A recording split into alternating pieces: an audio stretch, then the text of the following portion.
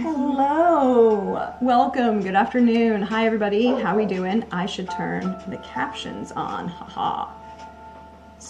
There we go, now the captions should be live. How we doing everybody? How's life going for you? It is another Saturday stream with the wonderful mama. This is my mom. Hi everybody, I'm your friendly neighborhood Prax. Welcome to the channel. It is Saturday, it is time to see how life goes. We are going to do another wonderful cooking stream from my mother's wonderful kitchen because she has a great one. Yay. Took me long enough, but yes, definitely have a good kitchen.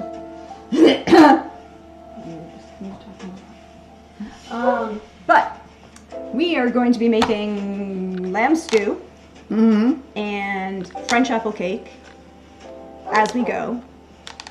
Some fun times. But first we need a cocktail. Always. Always need a cocktail. But what kind of cocktail are you having, Mama? Well, since it's fall, we're not quite into Christmas. It's going to be an apple cider mimosa. And should I do a rim? Yes, we can do a rim for you, Mom. Okay. We can set you up a rim. Alrighty. Most people think of mimosas as some kind of sparkling wine with orange juice. But you can actually do it with just about anything. So for fall, apple cider works really well. And, oh, hold on. Things are missing from my kitchen. It's okay. You can just use right. No, I can reach it. I might be short, but I can reach it. Alrighty. I have successfully reached inside the cupboard. It is a thing, it happens, but I did it. Yay, especially when you're short. Especially when you're short. Anyway, so, you know, the regular mimosa is sparkling wine and orange juice and proportions to taste. But for fall, apple cider works really well. So we're going to start with my personal sparkling wine of choice is Prosecco. It's not too sweet, got a nice effervescence. It's also very Italian, very because we're stereotype. It's fine, we embrace it. It's also, because most French champagnes, I don't like the underlying mix of wines. So, you know, you can have the most expensive French champagne, but if you don't like the wine it started with, then none of it's going to taste great to you. And again, as I said, it's all a matter of personal taste. So, for me, Prosecco works, better minerality. And some people like that heaviness, some people like that sweetness, some people don't like either. Okay, so we're making the, when you have a margarita glass, you can have salt on the rim. If you have a fancy margarita, they make all kinds of different things to put on the rim. For the apple cider mimosa, cinnamon goes really well with apples. And if you think about, you know, apple cider donuts, they usually have cinnamon sugar on the rim. So Dee is mixing up the cinnamon sugar, which is a little of just regular sugar, but we're using, which one? Golden? I've started using golden sugar. It's basically this, it cooks the same as white sugar. It's just less processed, which means instead of spending more time to bleach it, it's, you know, just, right. It's not like it's brown sugar or anything, it's just a little darker than normal white sugar, but that's not a problem. All right, where's the glass? I have a glass for the mom. And I'm just going to put a smidgy bit more cinnamon in there. Because mom wants more cinnamon. So I like a little more cinnamon. Okay, again, all to taste.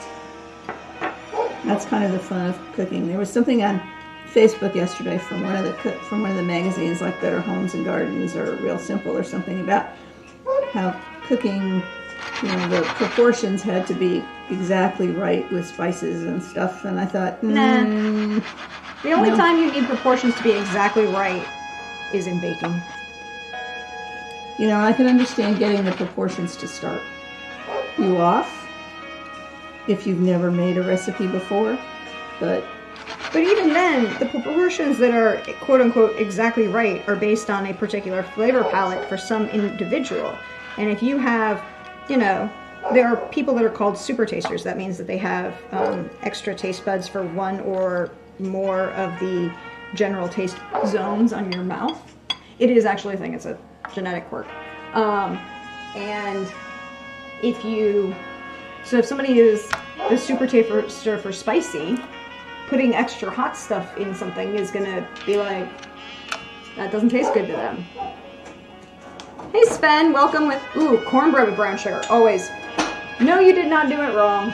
No, listen, it's all. This will, I don't need that yet. Oh, you're gonna do the waterway. I was gonna get you some lemon. Oh, okay. Not lemon. You want to do lemon? That's fine too. No, we can do water. There are a couple of different ways to. It doesn't really to matter. sugar your rim. You need a liquid. Most people who do it with margaritas do it with the lime around the outside and then put it in the salt because you're going to use the lime anyways.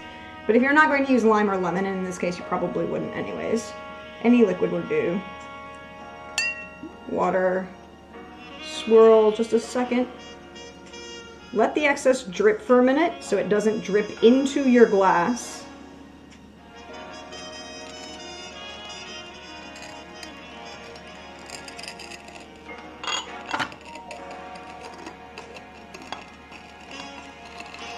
This dish might be a little shallow for what we're doing, but it's working.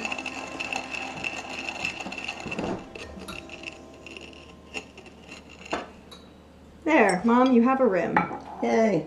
And I have Prosecco.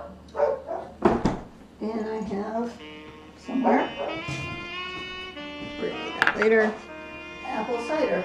Yep, I'm going to let you make your drink while I get stuff to make mine. Oh wait, Mom, you're missing an ingredient. What? Yes, well, we'll get there. Just open that for me, please. Yes, I will happily open the split of Prosecco. Hello, Time! How are you doing? As soon as I find what it is. French apples and a Sicilian recipe for the main dish, and a Norman connection for the menu today. Yep, pretty much. I mean... Yeah, well, we're from the eastern side of Sicily, which was conquered by everybody and his brother. Yeah, first the Greeks. You know, first the Greeks, Romans, Normans. No. First Greeks, then the Carthaginians, then the Romans. Right. The Normans have been through there too. We have relatives with blue eyes. Yeah. We're getting there. This is one of the greatest things in the world. It is a silicone, you can see a little texture in it right here. Trivet. What it's really good for is when you've got something like a jar that you can't open and you need the extra grab. It holds in place real well. Okay. Now, you can start with sort of half and half. What does Mom want? 2/3, 1/3. That's good. Let your bubble settle. You're gonna. Yeah, no. Okay. Buy the best apple cider you can, because you should always buy the best ingredients and farm fresh, if you can. If you can. But at the same time, if you can't, we ain't gonna judge. Right, because it all works. Now remember, because we've sugared the rim, you want to be careful how you pour. So you pour slowly, straight down the middle. So you have this lovely Prosecco and apple cider. And then, because I think fruit makes it even better. Makes everything better. We happen to have some brandied apples That will be going in the French apple cake later. that have some cinnamon on them, and you just drop one of those in, and there you are. There's your apple cider mimosa. And Deirdre's going to make her own cocktail because she's not a Prosecco fan. I don't like the mouthfeel. And I'm a little more basic than my mother. At least today.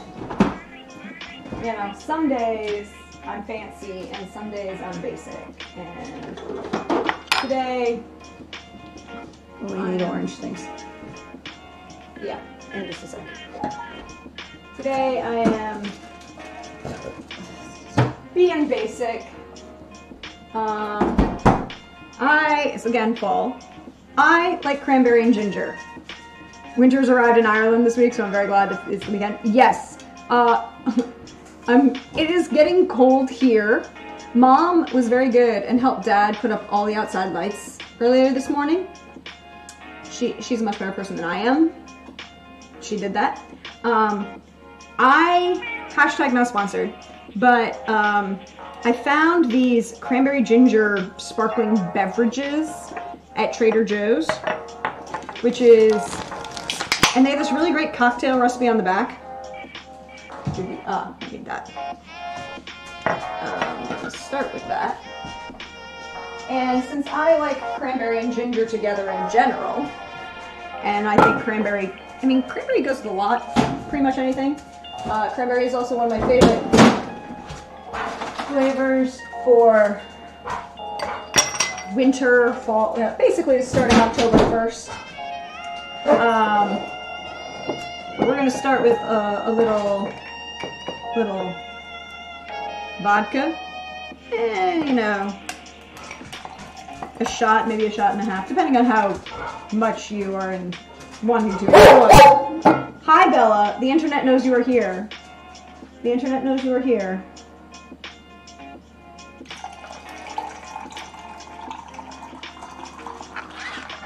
Oh, watch this one for you. Thank you, really do. A dash of orange juice.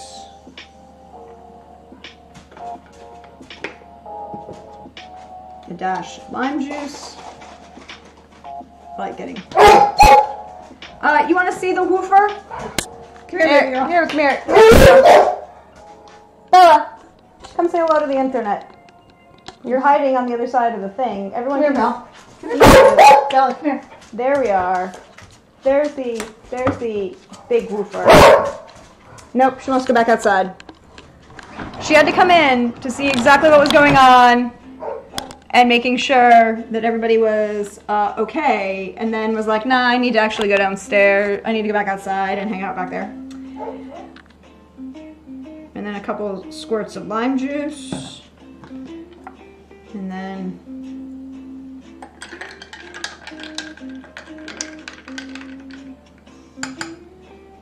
a very nice mixed drink. Technically not a cocktail.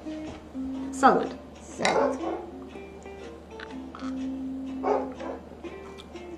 But not a cocktail, technically. By the way, as Christmas is coming, you can make a poinsettia, which is sparkling wine, a dash of cranberry, and dried craisins. And you put craisins in, just like the same reason you put raisins in your sparkling wine, particularly if you've had it for a couple days. It will bring the bubbles back. That's what you do. That's why you do that. But we need to get started. Time, thank you for those wonderful gift subs. I really, really appreciate you. Thank you so much, Time, for all those wonderful gift subs. To all of the usual suspects. We are going to hear all of those alerts go off. Thank you so much. Yeah, I have. But we should get started, which means I need the lamb. So, lamb stew. We do not need, however, the cinnamon sugar thingy. Thank you, Mom. So, we're going to make lamb stew out of lamb roast. And fun fact, I will slide over. Fun fact, again, hashtag not sponsored, but Costco has had recently these lamb roasts, which are like basically half a leg of lamb, that are like 2.5 pounds that have already been deboned.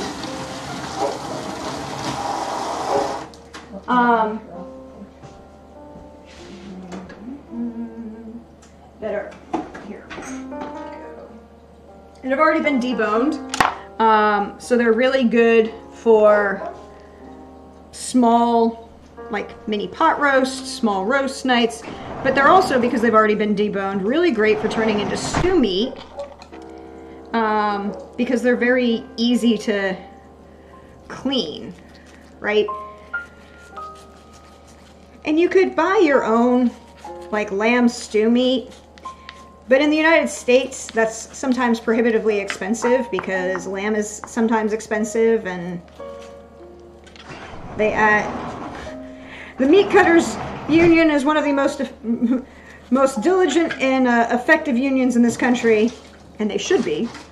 And so they hey Tanya, Mommy and I are making some lamb stew. We're cutting up some lamb roast, just a small one, right now I'm just cleaning off a lot of the fat back, which if we were doing pot roast I'd be leaving more of, but since we're doing stew, and I'm gonna clean this up and turn it into stew meat, but it's something we enjoy. And the thing is, I can't eat beef anymore, right? Yep. Come hang over me on the other side, Mom, so I don't. Yep. I know, I'm in your way. I'm in your way. No, that's all right. I'm trying to stay out of yours. Cleaning off all of this. But this has been, you know, very helpful. Because the biggest thing about lamb stew meat, Mom, right? Correct me on this. I always look at it and I'm like, it's really cost prohibitive. Yep. You know? Well, lamb has, because most lamb in the U.S. is imported, it's been very costly. But Costco has reasonable prices, and if you're willing to do a little of the work, that's what you're really paying for when stuff is cut up, like into stew meat or whatever. It's you're paying for the labor. You're paying for a lot of the labor, which, you know, don't get me wrong. I think the meat packers, the Meat Cutters Union, do a lot of work, and they actually do need a lot of safety standards, as in guys with sharp knives should have lots of safety protections, right, Mom? Yes, absolutely. What are we putting this in? Maybe we should get one of the glass dishes. Or you want something with a lid so you can shake. Well, when you season. If you want to grab the... Well, we don't have the step stool, so we can't get the marinator. Well, that's it.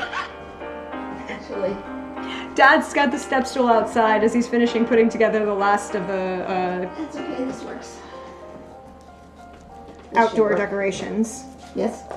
Yeah, that should work. But yeah, so... Or you can use a Ziploc bag. Or you can use a Ziploc bag. I've started to like using things that we can reuse. But at the same time, the Ziploc bag works if you're... Here's my thing about regularly just Ziploc and marinating. I find it works better when you're just letting something lay out or just sitting in something, right? Maybe occasionally flipping the bag, right, like once every 20 minutes or so. But if I'm going to shake something, yep, I want a slightly more secure lid so that I don't end up making a mess all over the floor.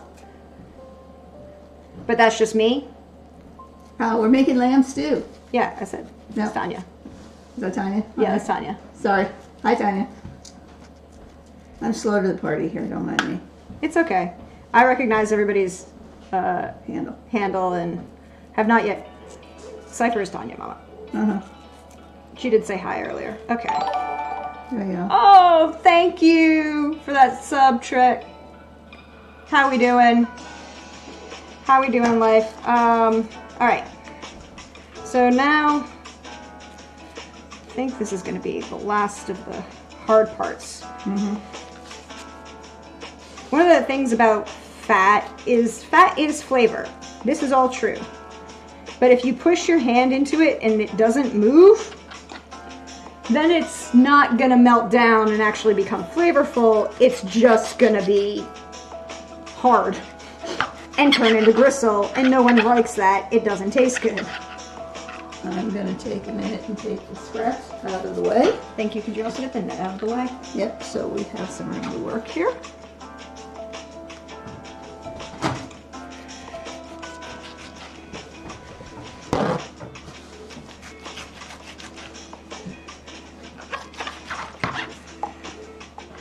And Mom can always get at her beverage, which is important.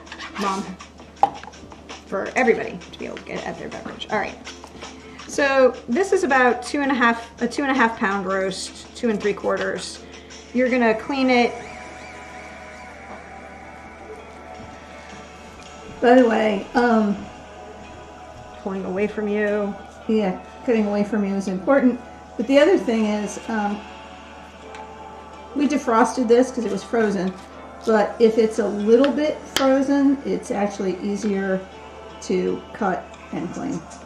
Yeah, if it's a little frozen, it cuts much better, but partially because it's just sturdier, and partially because the act of running your knife through it doesn't melt the fat onto the knife blade.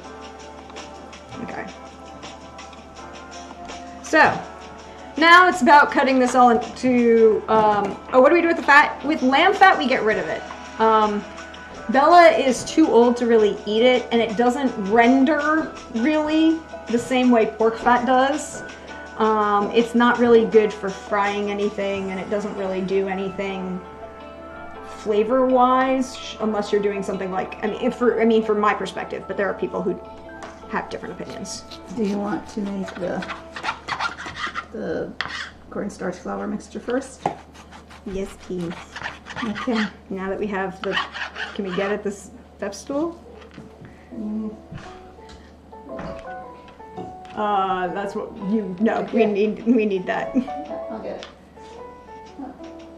We have chairs. Yes, but Mom, I'll climb on the chair. It's okay. Mom, those chairs are half broken. I got one. It's okay. Okay. Be careful. Like, Well, using Shanna's not eating it. You want to use this or flour? I like the way cornstarch makes a gravy, particularly for like a stew gravy, look and taste. There's nothing wrong with using flour.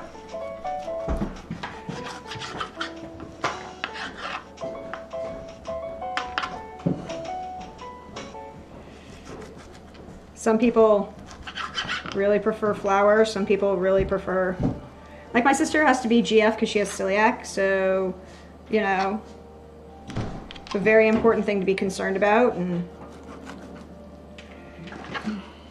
in which case, use cornstarch. Now, mind you, even if my sister was here, she wouldn't be, well, maybe if my sister was here, she would eat it, but it's not her favorite meal. The other thing that I learned recently, for anybody who needs to be gluten-free, that there is a difference between cornstarch and flour. So if you really want the same kind of texture and reaction as flour, then use a really good all-purpose gluten-free flour instead of cornstarch. And Yeah. you can find there are several brands on the market. You just need to kind of try out which one you like best.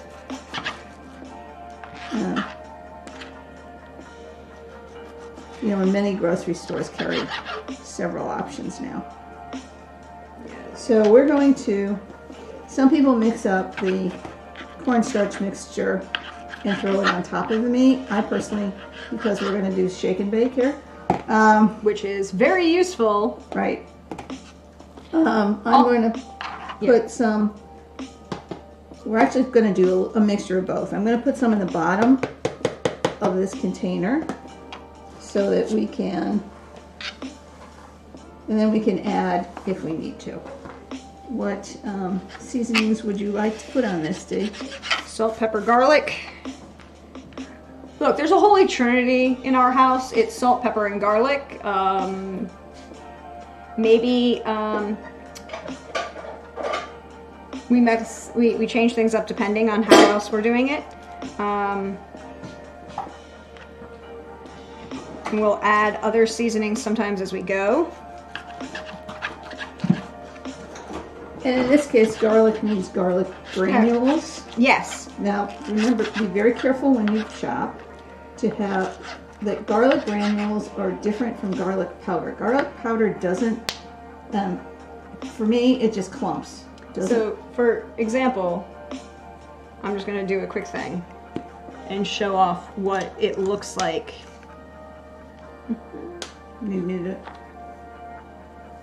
This is what garlic granules look like.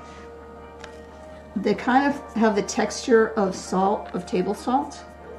That's what you're looking for.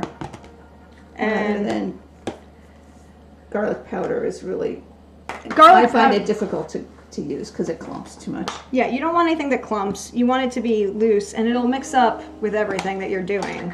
And then it'll be really nice and flavorful. And the thing is, you want to season, ideally you want to season every step of the cooking process, right? Because seasoning at different steps is going to ensure that the flavor profile is And oh, by the way, remember what we said about shaking things to make life easy? So we put the cornstarch and the seasonings in here, and the easiest way to make sure they blend correctly is put the top on and shake it up. And the other thing is, when you think about seasoning, right? So if you read old cookbooks and they say season to taste, what they mean is salt and pepper to taste. They did not mean that you should not use other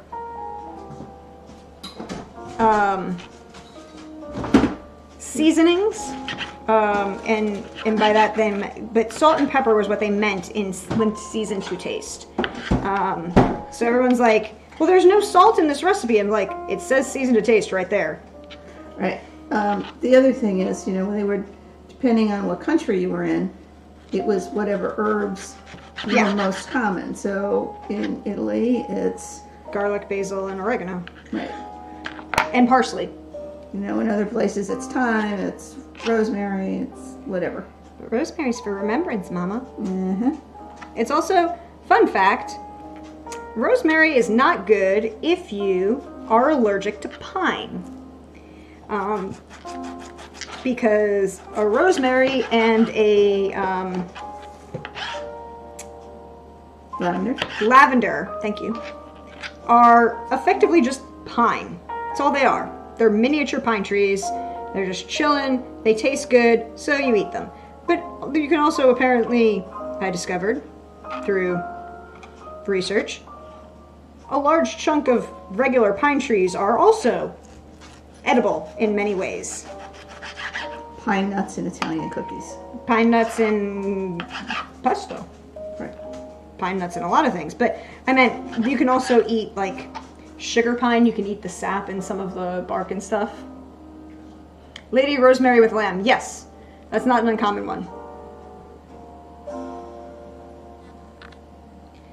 Okay. So it's one of those, I'm taking a minute as I do this. Let me put the first batch in. Yeah.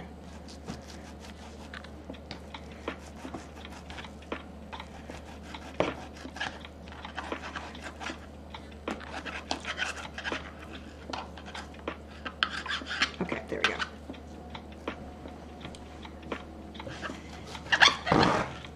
But, yeah. So, take a second, think about it, and be like, you know what? I like that, I don't like that.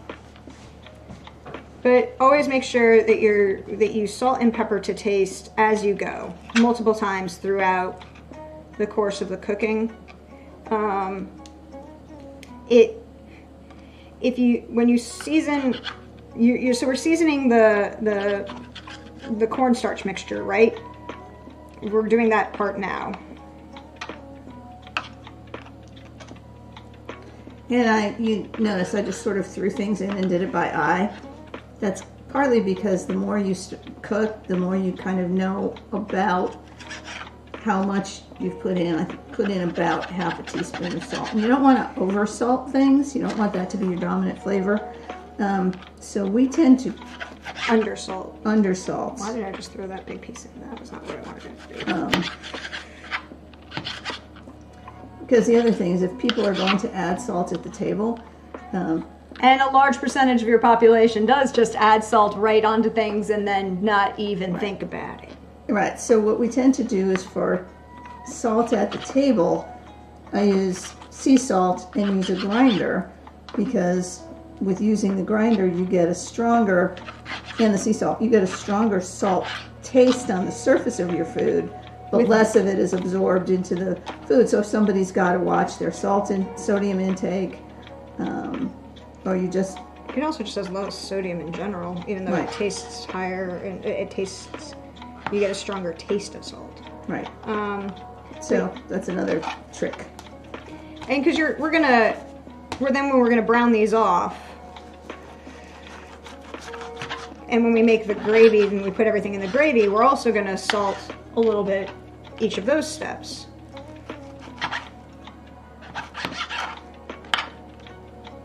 But then with stew, you're gonna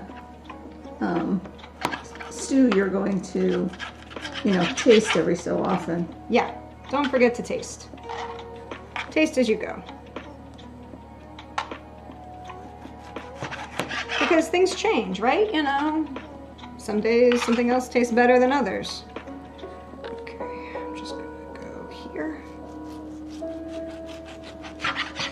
Also, I'd like to point out, this job is made a lot easier by having the right knife for the job.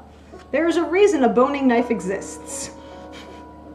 You'll see that the blade is a very different shape than most knives that people use as like just general, I have a knife and I'm going to use it to cut things, to cook with. And you're like, that's okay, but that's not going to help you.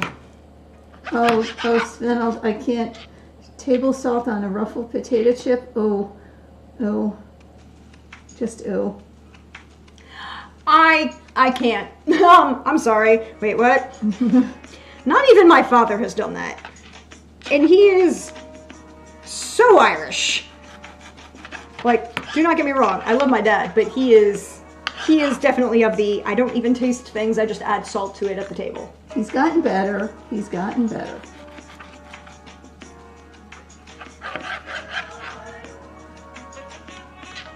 You've known him longer, so I will trust you and believe you in that statement.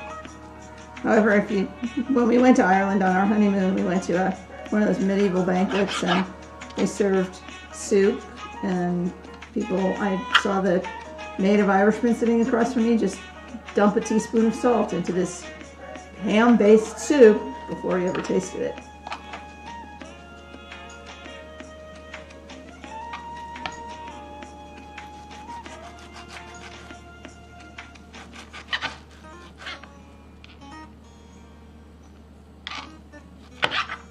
Doing good, Dee. I did learn some skill in butchering from Poppy.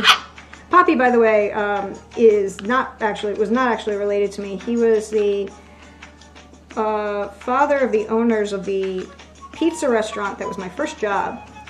I worked there as a hostess on the weekends.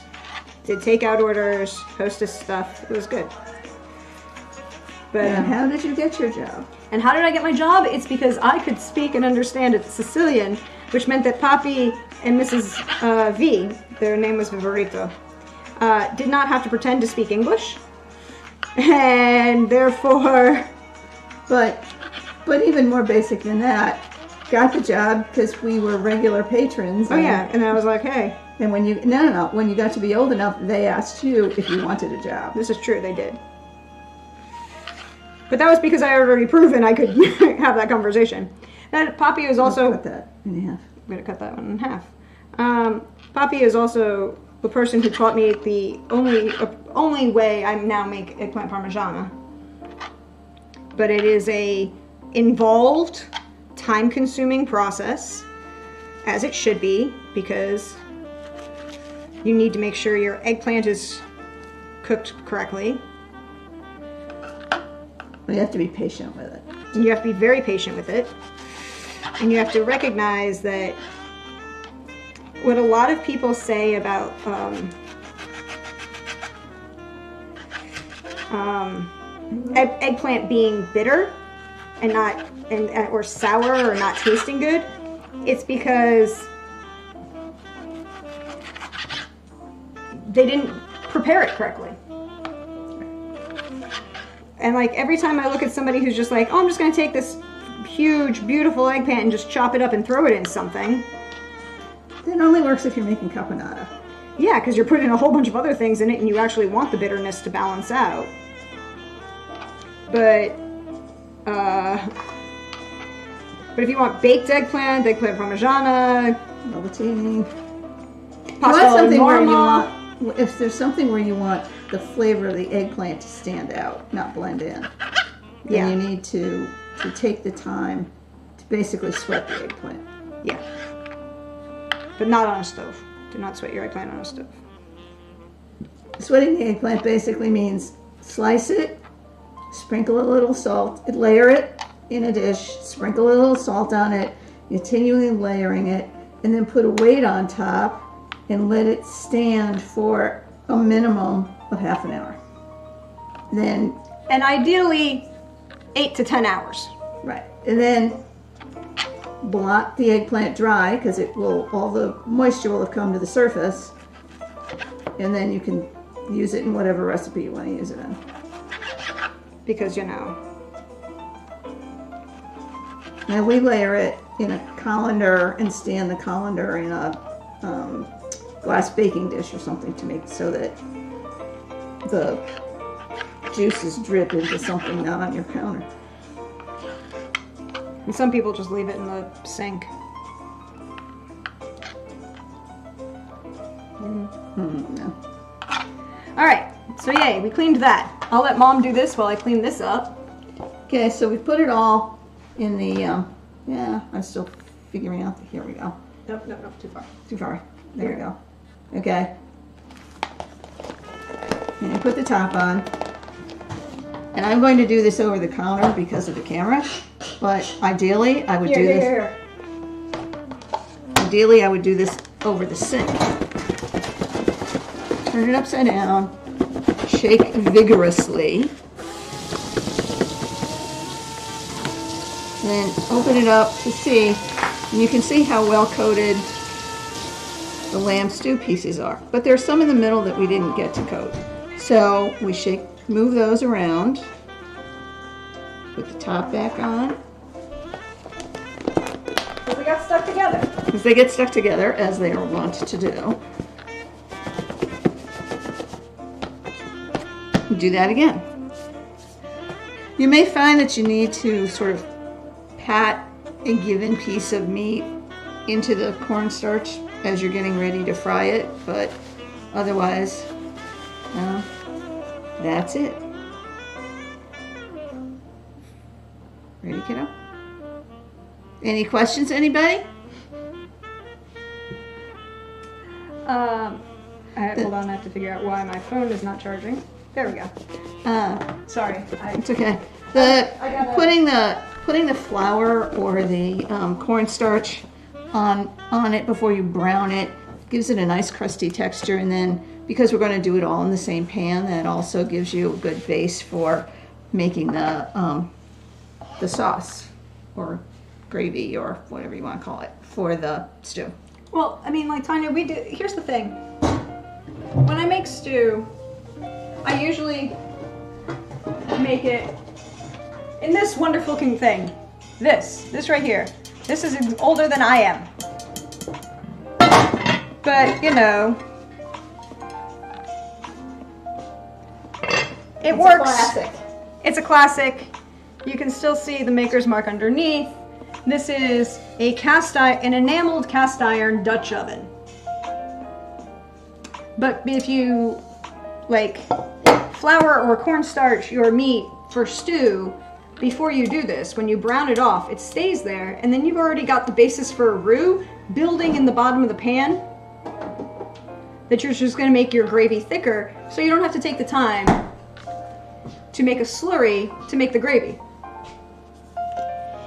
Keep going. I'm just getting a few more bubbles. I'm not going anywhere. I'm not judging you about getting bubbles at all, Mother. Well, you know, the the proportions of cider to bubbles till it's ready for a little more bubbles. Hey, if you want more bubbles, no one's gonna judge. It's not like you're driving nowhere. You're Right. staying home. And if you're the only person who likes sparkling wine in your house, then That's not true. Dad does like it. once in a while, but you know, splits are a beautiful thing. Exactly. And usually not very expensive. Okay, so lights on. We have here, I just drizzled some olive oil in the bottom of the pan. I'm just gonna, yeah, I made it a little more.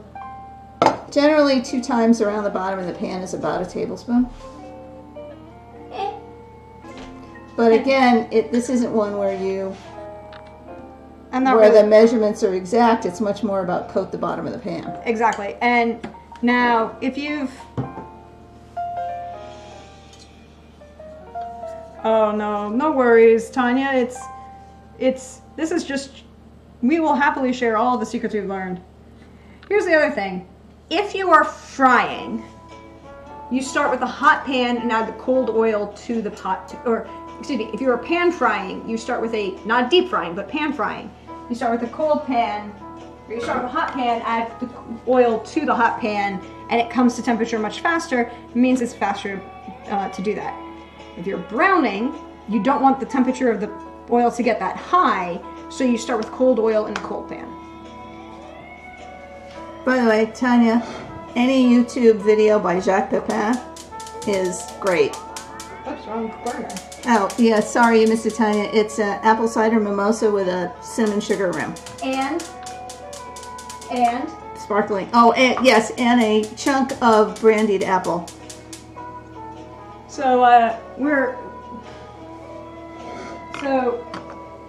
when I made, if you saw on Twitter, I had posted some, also tongs are your friend. Ideally, hashtag again not sponsored, but ideally you want to get ones with silicone grabbers because they can go up to 500 degrees Fahrenheit. And not melt. And therefore all the heat stays here and doesn't radiate up to your hand and doesn't melt. What was I Oh, saying? you want me to do the potatoes while you're Yes, frying? if you could just chunk them. Yep. Am I peeling? Nah. I'm okay with not. No, we do not need to chunk. Look. The other thing about silicone tipped, they don't scratch your pans.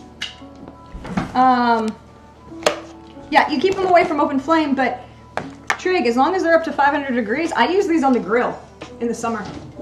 I am not like my sister who goes out and grills all winter.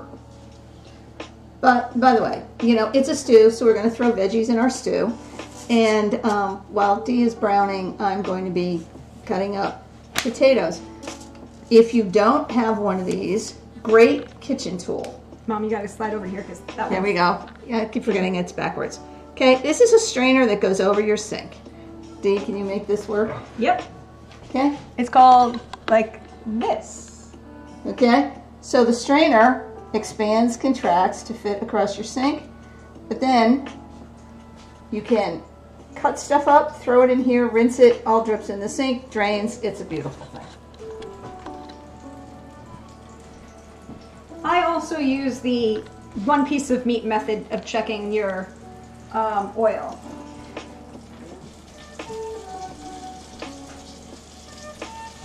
Where you drop a singular piece of meat in. Now, one of the other things is when you're browning meat and you've got it set up in a thing like this and you've floured it, take the time when you pick up a bunch of them to shake them out over the pan so that they don't clump together and they don't get stuck together. Also, don't overcrowd your pan. Patience. Patience, time, it's all good. You need something to put on to get brown. Yeah. Yeah. Also, I will not lie, these are one of the most used items in our kitchen. They are just a simple, relatively shallow glass bowl They go in the microwave. They go in the refrigerator. They go in the dishwasher. They will take hot food because they are glass. But glass like Pyrex, not like glass. And because of that, they are, literally the most useful thing we own. And we just ended up buying the Bed Bath & Beyond store in our town is closing, and we just ended up scoring 12 more of these for about 75 cents each. So if you break one, oh well.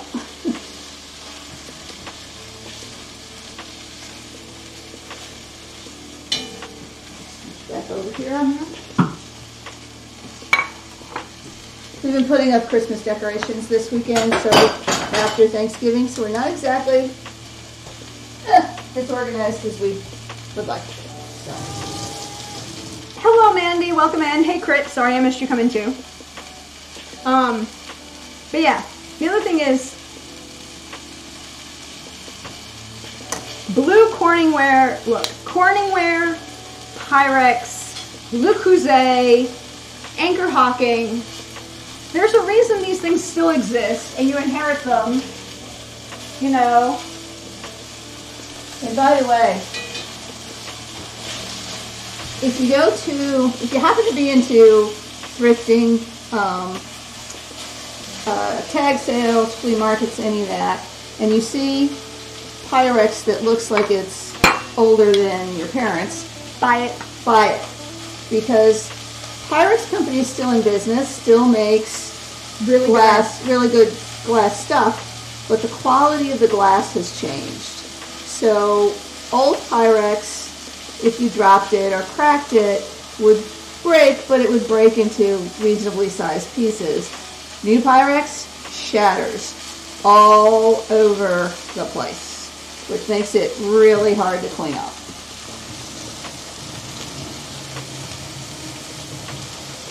And if you have large animals in your kitchen frequently, or even small animals in your kitchen frequently, shattered glass is one of the worst things in the world.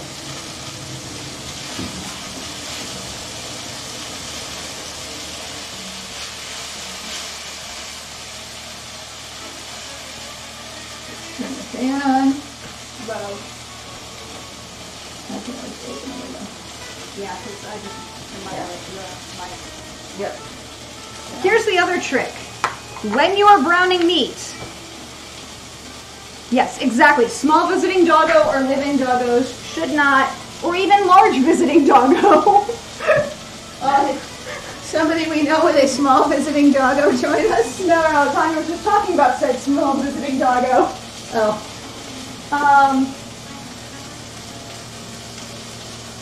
No, you may, because of the cornstarch or flour, you may need to add oil as you go, because the flour or the cornstarch is going to absorb it as it cooks, but that's not a bad thing.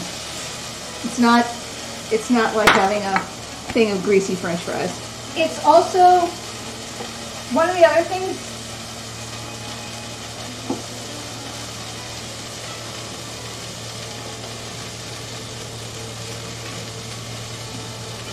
All these people try and tell you timings of things like tell you timings of how long to cook meat in a browning, brown for 3 minutes on all sides and all of this stuff.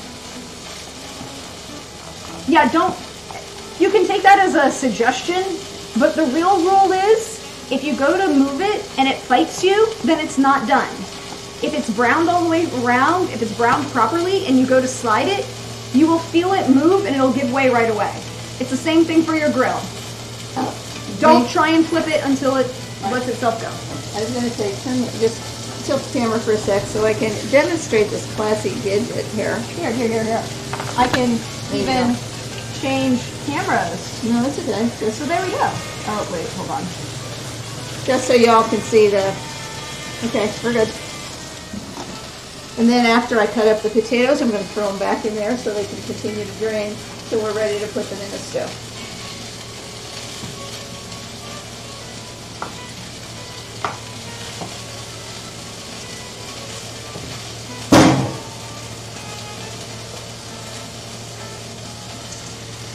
And don't worry if the bits on the bottom of your pan get brown and dark, and that's good. That's what we call fawn. It'll be useful. It'll make your gravy later. Also give you flavor.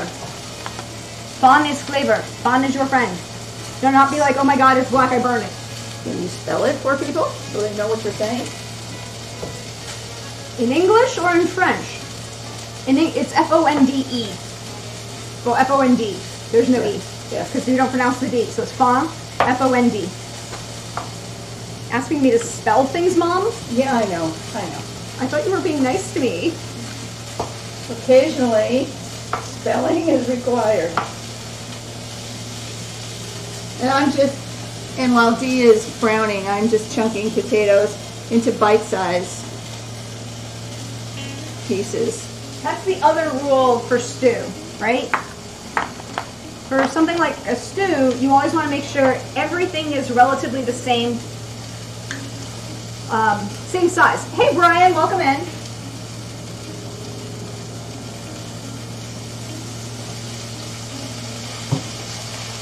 You know, everything, if you have massive chunks of meat and your carrots are like, you know, tiny, you're never going to get everything cooked the same.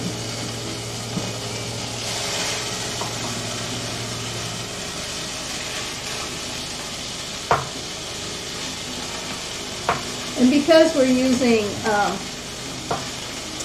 a mix of potatoes here, different colors, I'm not worrying about peeling them, partly because in stew I think the skin gives it a better flavor. It's also not kind of potatoes that desperately need to be peeled. Really, realistically speaking, the only kind of potatoes you have to peel are russet potatoes. Idaho's. Or if you're making mashed potatoes, just because of the way the skins don't always blend well. So if I'm making mashed potatoes, I always peel the potatoes, regardless of what kind of potatoes I'm using for mashing. But if I'm doing roast potatoes, unless they're... See, look. Actually, this will be better. Yeah. Here's the purple one. The purple one will see better. You can see just how thin that skin is. It's just extra flavoring. Thanks, Brandy. I appreciate that clip. Occasionally spelling is required. However, in English, teachers will tell you, including LD teachers, that learning differences teachers, that spelling is a splinter skill in English because there are so many words from other languages that the rules don't make sense. Yep, none of the rules make sense in English, and it doesn't go. My friend Scout used to have this shirt that I absolutely love. It said, some languages borrow from each other. English stalks them into a back alley, beats them up, and steals their grammar. I was just like, yeah, you're not wrong.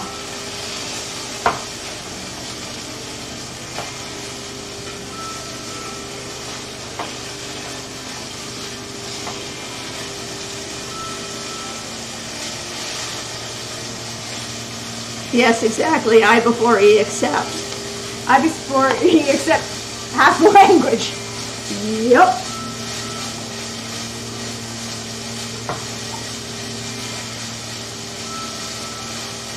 Okay. Now, as we're just about done browning, I'm going to turn off the inner and turn that one down. Turn these onions or leeks? Huh? Yes, onions or leeks. Onions or leeks? Onion. I like leek and other things, not in this. Also, I know that Daddy likes the cipollinis. Right. So.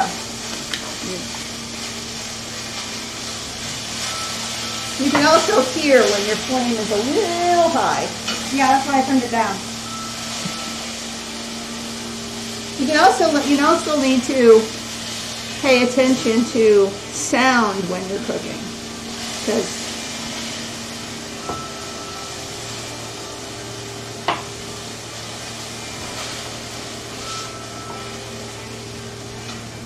Sounds and smells. Sound, smells.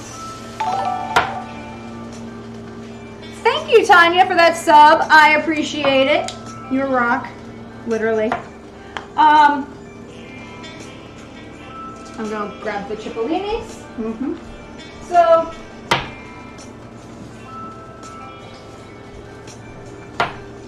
I've said this on stream before. I don't like onions. I don't. I will cook with onions for other people, but I don't like onions myself. Just gonna turn off the heat altogether for right now because we're moving a little slower, but that'll be fine. It's a cast iron skillet. It's a cast iron Dutch oven. It'll be fine. I like ramps. I like leeks. I like spring onions. I really like leeks, but I don't like regular onions. And some people find regular onions really aren't good for them the older they go. But cipolinis, which are Italian, sweet onions, they're very small little flat onions like this. They go really well into things. It took you too long to learn what a ramp is. I mean, that's fair. The thing about ramps is, I like shallots too. I'll cook with shallots a lot. Actually, I'll be cooking with shallots in a hot second here. The thing about ramps is you can only get them in season in North America because we can't cultivate them. They're one of the few things that refuse to be cultivated, so they're only a forage plant, which makes them very, very temperamental. Cipolinis are little flat onions like this. They're very little flat little saucer onion. They're a little sweeter than white onions. They're almost like a Vidalia, but they're tiny, much smaller. Ooh, thank you. Those are, I will take those. I'll take those all from you right now.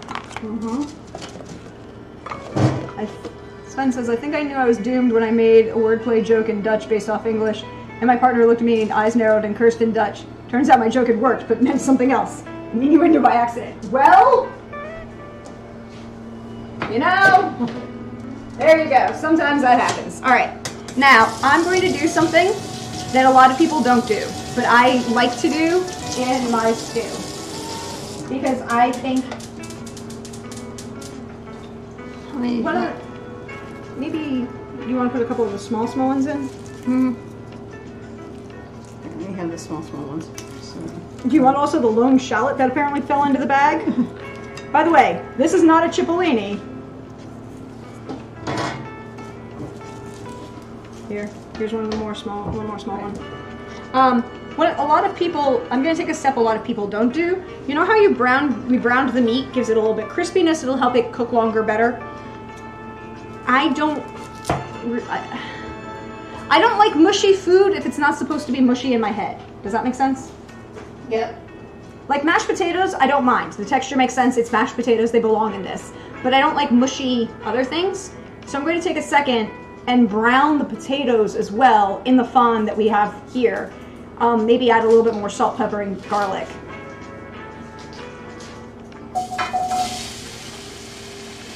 And what that does is it adds more texture and flavor.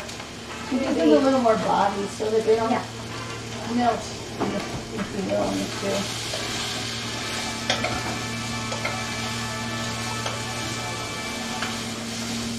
Also, bamboo utensils. One of the greatest things ever invented. Bamboo utensils. Will never scratch anything. Just don't put them in the dishwasher. Yeah. Also, I found this, again, hashtag not sponsored, but I found this at Bed Bath & Beyond. It is literally the coolest thing. It's like a little rack. It's silicone. It just sits there. And here, if I slide this out of the way, it just sits there. And it will hold up to 4 spoons, whatever, just rest. Makes life easy. And then it goes in the dishwasher, so you don't have to fight about cleaning it up.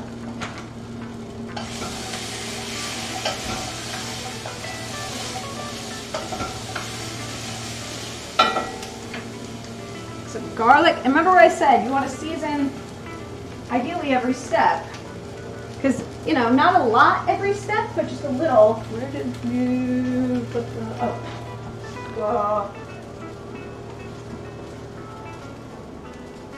And oh, by the way, Cipollini will make your eyes water just like any other onion. Yep. The thing.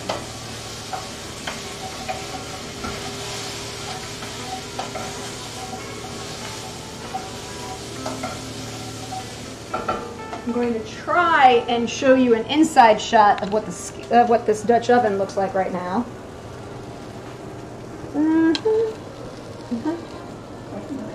Nope, I got it. There you go. See how...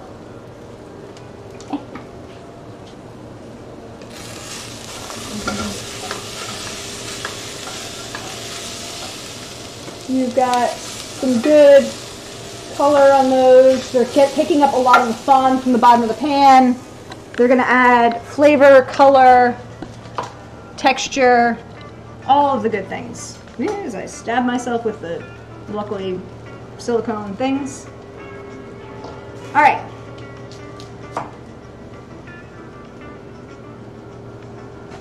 So you got a couple. Cipollini whole? Yeah.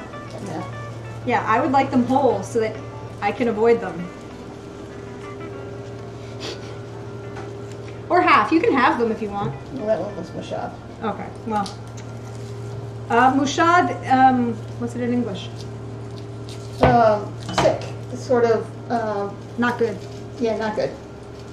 People are mushada when they have, when you have a cold and you don't really feel sick enough to like go to bed and stay there, but you don't feel good either. That's mushada. Or slightly hungover. That's another good. That's a good one, actually. The one I don't get. But yeah, it's we will occasionally make sure we stop and if we use words that you've never heard of before, and remind us that you need them in English. And it will take us a second, but we will eventually get there. Oh, I've got what? What feels weird under my hand? It's like I've got just a little bit of plant fat. But Okay, I can get all of the. turn the heat down.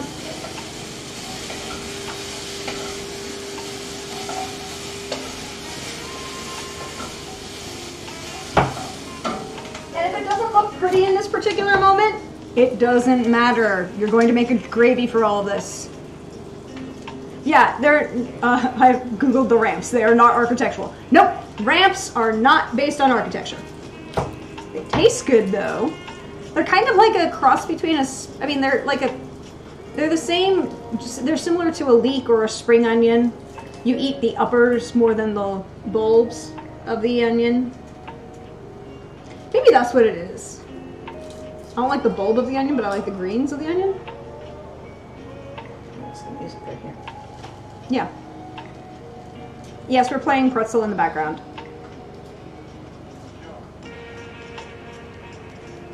Some days onion skins come off more easily than others. Yeah, and some days they don't, and you're just like, okay, well, here.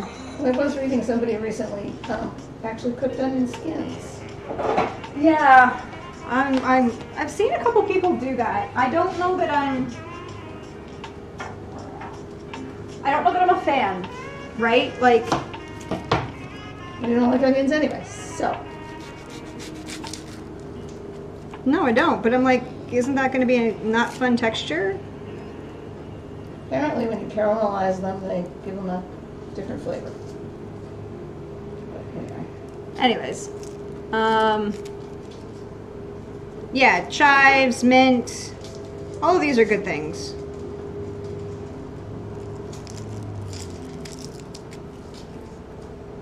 There you go. Good enough. I'm just going to do this one right here in my hand. Okay. Because, they're mostly for Dad, right? Unless you want some more. Well, they're fine. And mostly, you don't need a lot. Onions have a strong flavor, so you don't want them to overwhelm the stew. But you also If kind you of... were using a yellow onion or a regular white onion, you would only put one in, so you're good with a couple small ones. Here's the other trick I learned. Okay, I'm gonna switch cameras so you can see this on the big screen. See how I'm holding my knife at an angle and the food at an angle? I was reading Jacques Pepin's La Technique, And he recommended doing this because most people actually, particularly for women, right? People with a chest, you can't be dead on because where your arms are always slightly further out. So if you turn everything at an angle and you're already at an angle, then everything's straighter when you cut it. And I was like, that makes so much sense. Thank you, Jacques Pepin. Or more accurately in this case, thank you, Jacques Pepin, for sharing your mother's wisdom. Also, you can follow Jacques Pepin on Instagram, and he does these really great like mini videos from his own kitchen, and you're like, great, I don't feel horrible now. All right, I'm just going to cut this one in half because it's a little big. That's fine. I'm just stirring so stuff doesn't stick. Okay, and I'm throwing in cipollinis. There we go. And now I'm going to wash my hands so I don't rub my eyes with onion stuff on them. And Mom's going to entertain the crowd as well. Okay, well we have one that we cut the bottom off of, so we're going to have to rescue this cipollini here.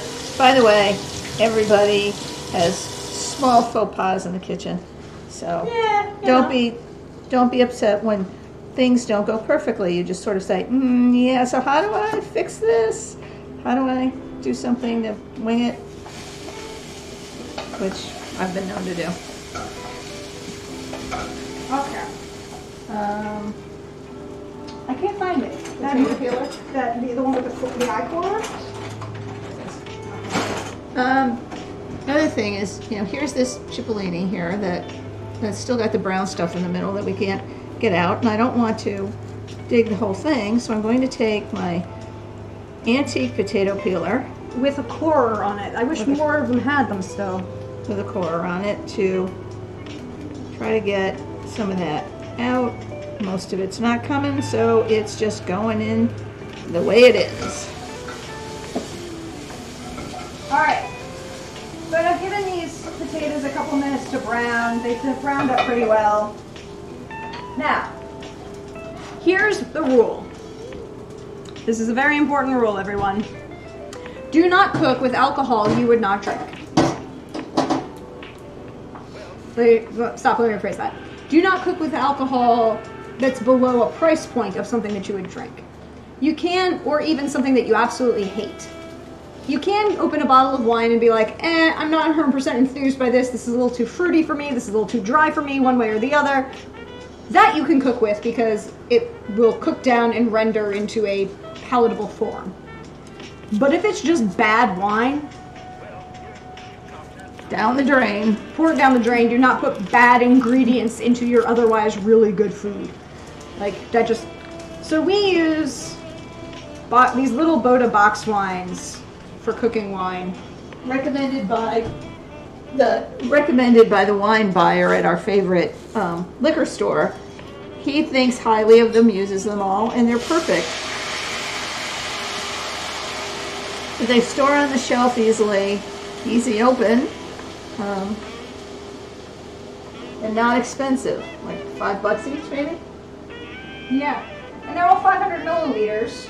Yeah, I mean, the little ones are 500 milliliters, which means they're about 3 glasses, which is about what you need for this. Because you're basically going to add the wine until it comes up just over the vegetables. Oh, you know what we didn't add? Carrots. We'll leave the carrots out this time. Because Dad doesn't like them. And then you take... The ones you have go for somebody's treats. This is true. The only ones carrots we currently have are Bella's treats. And she gets very upset when the carrots come out and she doesn't get to eat them all. And she's like, but those are mine. You're like, yes. But she's sleeping on the job right now. And now it's time to put the meat back in. And you can go ahead and just dump it in, because you know all of that meat juice that just dripped out, it wasn't grease, it was just meat juice from the meat resting. That's also flavor.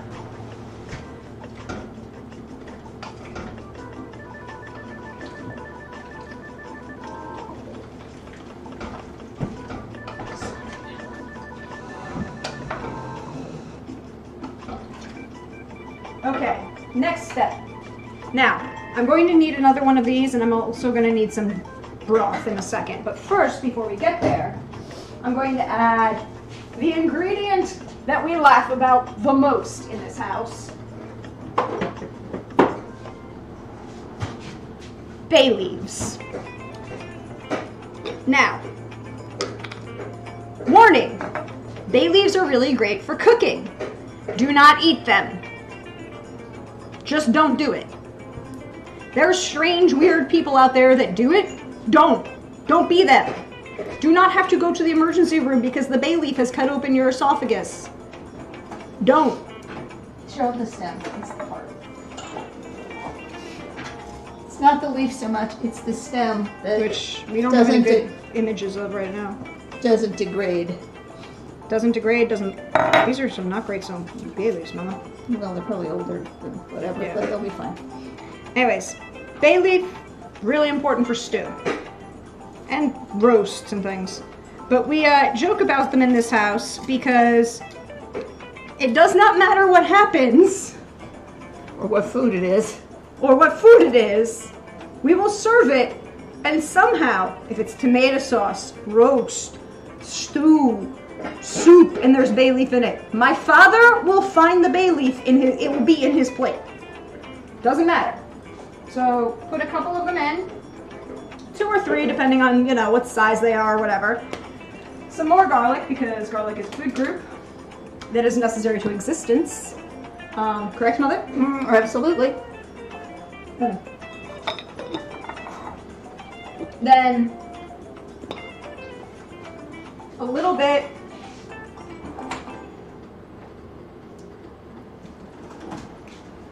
Italian flat leaf parsley. Now, here's something very interesting I found out recently. I was watching some of the one of the cooking shows, one of the cooking channels. Mm-hmm. If I can get the bit. And one of the things that they were talking about is you should add parsley to everything, even things that you don't think you need parsley for, because it doesn't really have a, particularly Italian flat leaf parsley, right? Other parsleys might be a little bit different, but Italian flat leaf parsley in and of itself doesn't have a lot of flavor. What it does have is it has a lot of oxidizers that help other things have even more flavor. So you can use, if you put a little parsley in, it'll draw out even more of the flavors of the bay leaf or the oregano or the basil or the whatever you put in the that. So just a few shakes of the parsley. And now I'm gonna have Mom Yes. hold the camera Yes. right over the pot. Because I want it, I'm going to slide it a little bit to this way. There we go.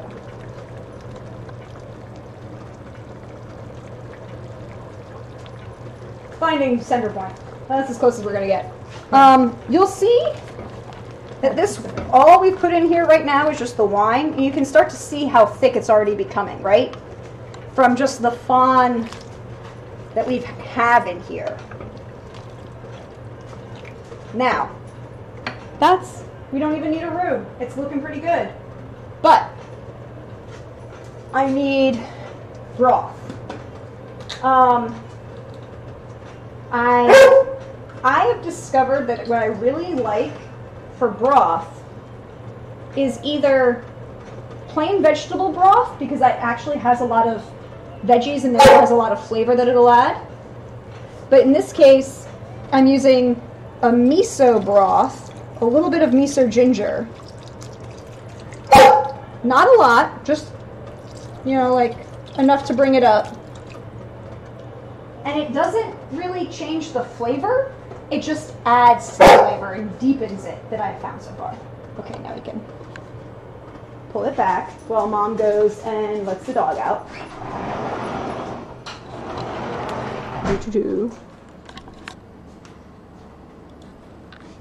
As I find, so we figure this out again. There we go.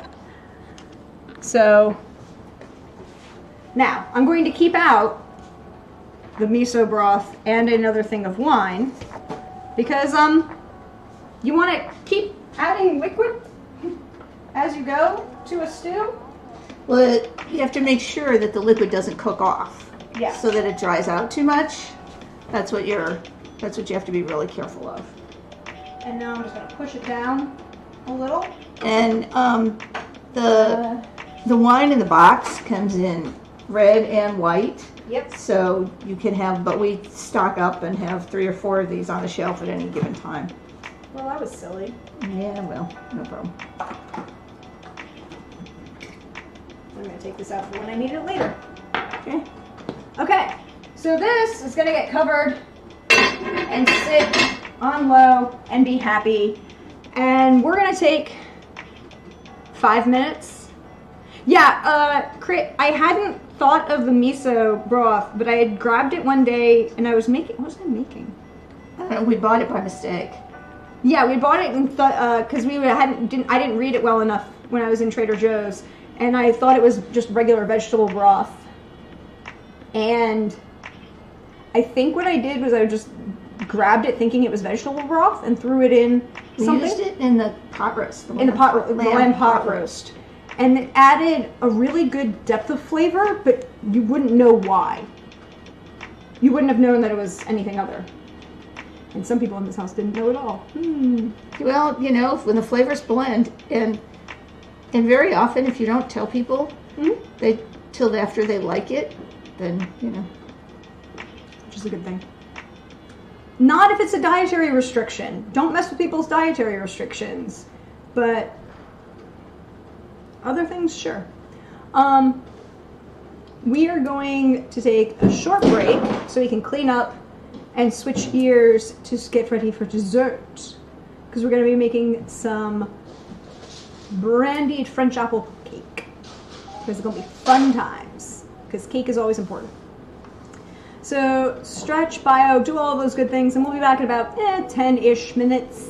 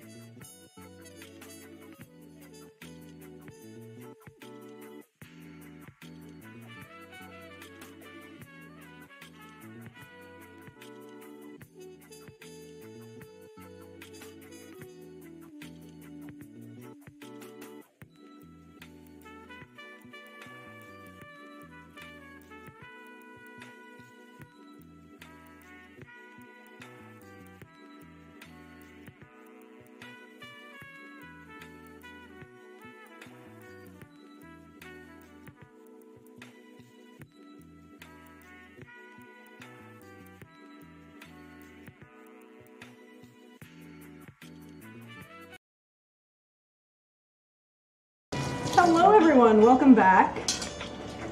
Hope you stretched, refreshed, bio, do all the great things, do all the important things. Why did chat freeze for a second there? Who knows? There are football games. Oh, there's football games. Yeah, we're not talking about those yet. Well, Crit, I hope you can get yourself a mimosa if that is your choice, your beverage of choice. We are now into French apple cake. There we go. This will be a thing. Which I need the most important ingredient for. These are sliced Fuji apples in a sugar brandy cinnamon with a little ginger. We'll talk more about these in a minute. These are the same apples I used for the miniature apple pies I made for Thanksgiving. And the ones that went here. And the ones that went in Mom's mimosa. They are quite tasty. Yeah, we won't tell you how many we might have snacked on. You have to taste them to make sure that they're appropriately flavored, Mom. That's right. Absolutely. Mm-hmm. So, the nice thing about this is a very don't use this word simple. Not complex recipe. Oh, I need the floofers. I almost forgot the floofing powders. Oh, wow. The baking soda. Oh, yeah. Something to make it rise. Yeah, floofing powder. Make it go floofy. Whatever works. In our case, we use baking powder because we are. But. So Right. Or spent one or two or half a dozen. Anyway. They're chopped up real small, y'all. I mean, they're chopped up real small. They're just flavored. Hello, Simon. Come on in. Bring your raid. We appreciate it. But we need to get started.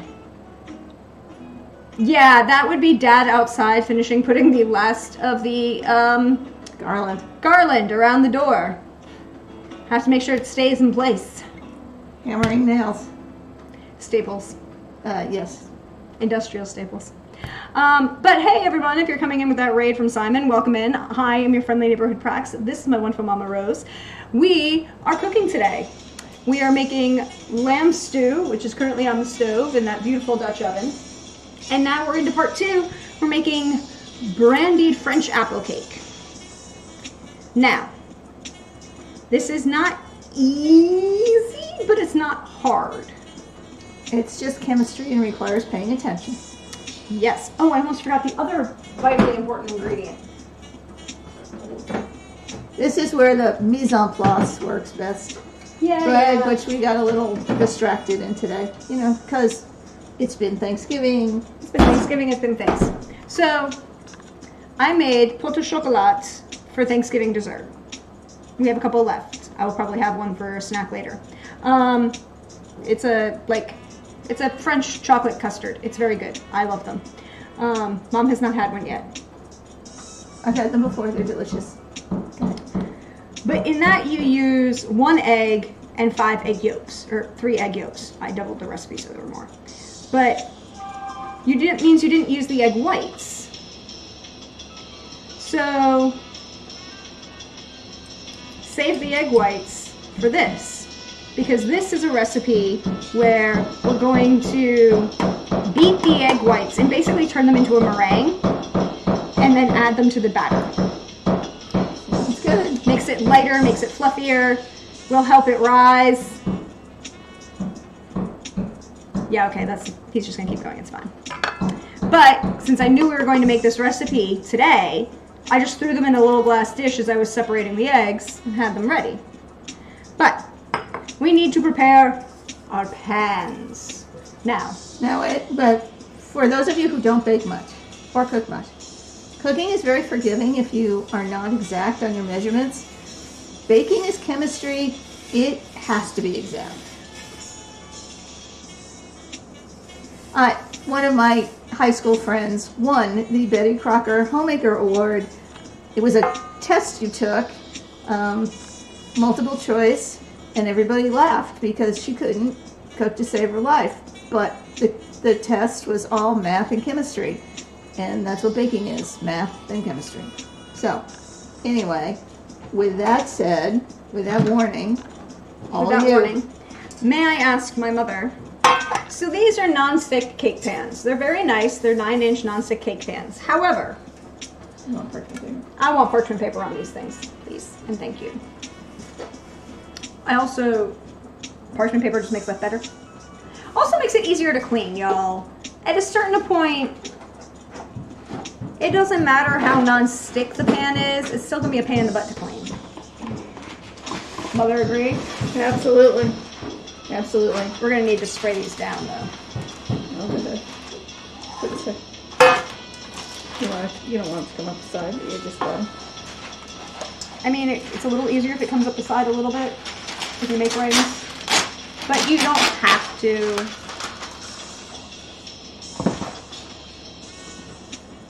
And if you have to scrub, the nonstick goes away. Exactly! Hey Raiders, welcome in. Thank you for that raid, Simon. We appreciate you. Yay, welcome in, Raiders. We are beginning to make some French apple cake as I sit here and cook with my mom. First and most important, prepare the pans, because that will always be the most important task. And at the same time, hello Hawkeye, hello everybody. How was Scion today? Hope you're had fun with some Scion today. Giving a shout out to Simon and Wandering DM. You can find me over there, not this week, but next Monday, the December 5th at 8 p.m. or 9 p.m. Eastern. Today was about finding about Hannah's fake twin. I have questions, as Trooper would say. There are questions. Also, how soap opera did we push this? Yeah, someone stole her character's life. I mean, there we go. How soap opera did we go, is the question. You didn't get to the level of Dark Shadows. No, but the question is, did they get to the level of Luke and Laura? Luke and Laura. General Hospital, for those of you who are not. And General Hospital in the 80s was real, angsty. Tina is angst. And questionable. Questionable is another word. Look, everybody agrees that Luke and Laura's wedding was creepy. Yeah, I don't remember.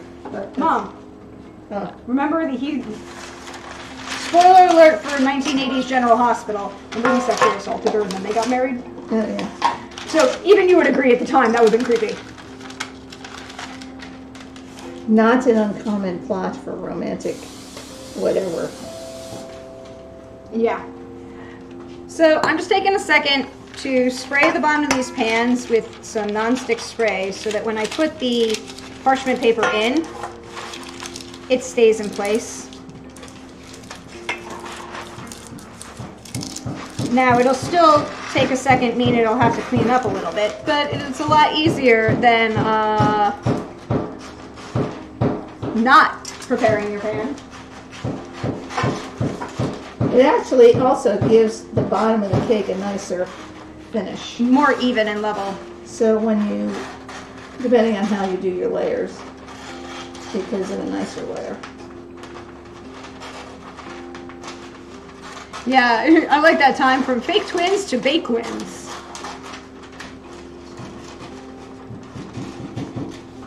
There you go. Thank you. Thank you. All right. Oh, I need to grab one more thing that I almost forgot because Yep, Dad's. Gotta make sure those garland stay in place. Yeah, the garland's around the front door, so you want to make sure it stays in place so that every time you open and close the door, you don't catch the garland. Okay. All right, we're just gonna slide these over here, out of the way for a moment, as I grab the last ingredient that we need.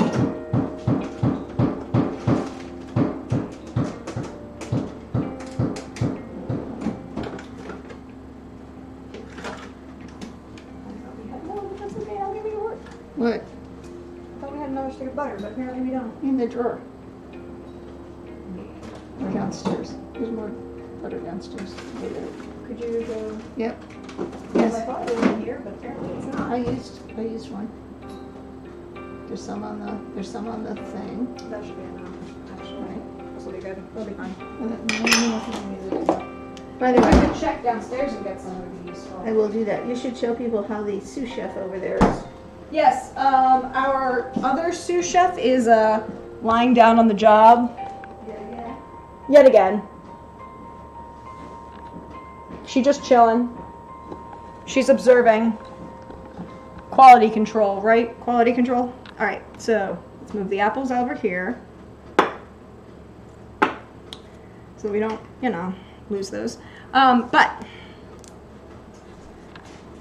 going to move this over here so it's out of the way and everything to do with the stew is on that side. All right, now, theoretically, there are people who can beat their egg whites to soft peas with a whisk. I say, nah, I'm good. I don't need to break my hand or break my wrist or do anything like that. It is no longer necessary. That is why there are KitchenAid stand mixers. There are some people who are like, Mom, you will agree that there's no reason to beat egg whites by hand? Yes. However, I do have a friend who does that for her souffles. And even She was a home ec major in the 50s, 60s. but even then you had egg beaters. Yeah. They existed. Yes, they did. Yes, they did. Hand crank ones even. You didn't need. But where did we What are you looking for? the Fanny Farmer? There's a back in the... No. Oh, here it is. It's under the. So, this is one of my favorite cookbooks of all time. Hashtag not sponsored. Your Fanny Farmer cookbook. It has inside the front cover. The gesture. Yeah, I'm gonna do. It has all of these explanations of conversions and sizes and about substitutions, basics, all of that right inside the front and back cover. It makes your life so easy. Fanny Farmer, when you need a basic recipe. How you need to know how to boil water. Or Make eggs. Boil eggs.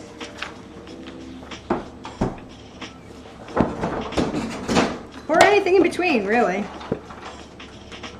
Because it is the most easy and basic, and it gives you really good basic explanations for things. Particularly things like, this is how to decorate a cake. This is how to hold, how to hold piping bags. All of these kind of basic technique things that you're like, okay.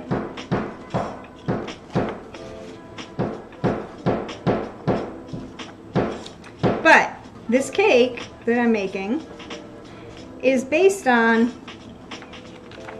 a very simple, where's my basic simple? You mark the page. No. Yeah, I know. But like, I thought I had it right here. I'm in cakes.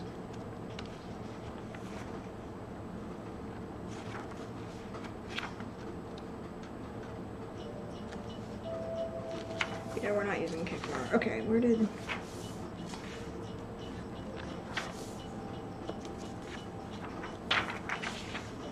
Yeah, why make... Okay.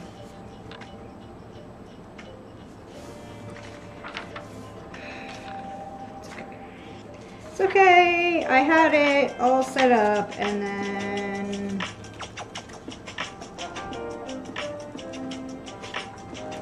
It's okay. I know where the recipe is. I can get it even easier another way. In my phone, because that's a thing that exists in modern America. Right? You know, everybody has their issues of,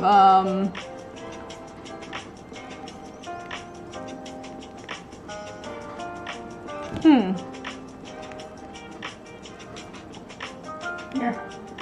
Dutch apple. French apple cake, yeah. She's got Dutch apple at the same time. I'll pull it up. I believe it is, but if not, I've got it right here. Here. Because it really is just, I need to remember if I need 1 egg or 2. This one? No, because it's using... Okay. It's okay. I have it. I have it. I know what I'm doing.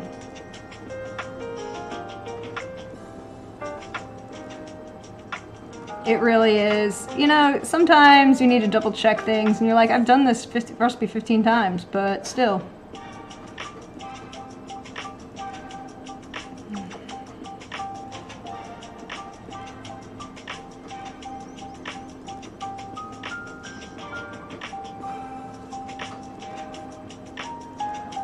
So how's everybody doing as we realize that nobody is perfect and we end up losing things that we were all prepared for? Fanny is not spoken of as frequently because more people talk about the joy of cooking and the New York Times cookbook and Julia Child. Fanny Farmer predates, the first Fanny Farmer cookbook predates all 3 of them. Fanny Farmer is actually a huge deal out of the end of the 19th century. The first Fanny Farmer cookbook is like 1890. This is the 13th edition, so. Yeah, and it actually started as a one of the very first women entrepreneurs and American. Okay, 1996 it's 100 years old. So in 1996, it's 100 years old. Why can't I find it? Oh well, it's okay, I have it. Cool. Alright, there we go. I know what I need to do. Alright, so first things first I'm going to do is in this bowl, in this mixing bowl right here, I'm going to take my egg whites and beat my egg whites.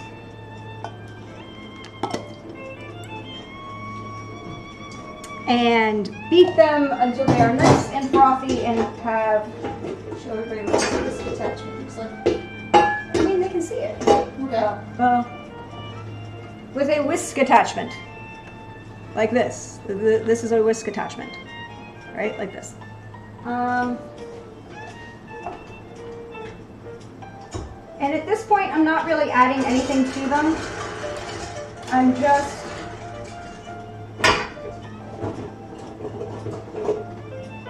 making sure the bowl is locked in place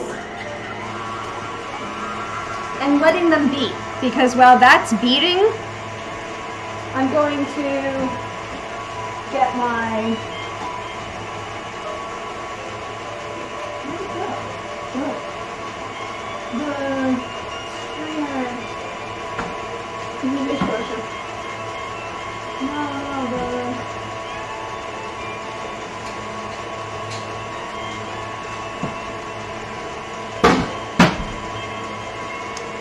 get this. You could just get a flour sifter, but I use this because it's cheaper. Huh? Yeah, the flour sifter is downstairs, and it's very old, so it's a little stiff, which means it takes a lot of hand effort. This is easier, and I'm for easy right now.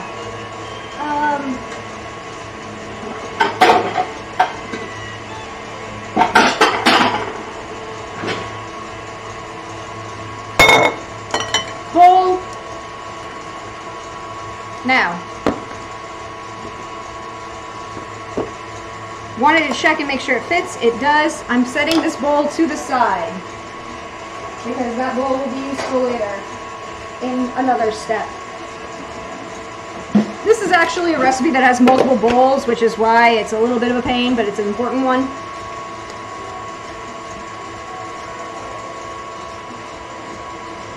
So, Talk about leveling. You make sure you level, like so.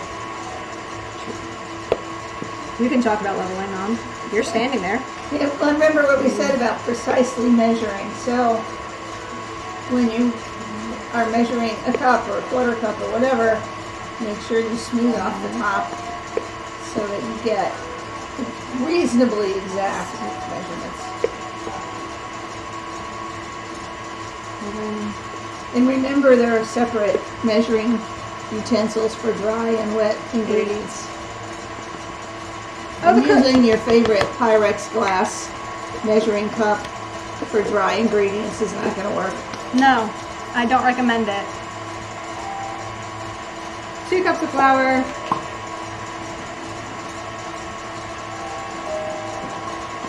A teaspoon of baking powder. Ah, yes, Mrs. Beaton in the UK. Mrs. Beaton goes back to the 1840s or 1850s, I think, right? No, this isn't working. Okay, that's okay. Well, it's kind of big. It doesn't quite fit. That's all right. One less. It's an easy fix. That's an easy fix, right?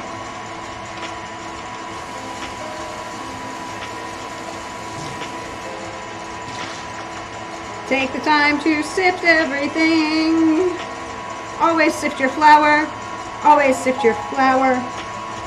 It gets just a little bit of air in there and gets all the lumps out. Or anything else that might be in there. Alright, so flour sifted, done.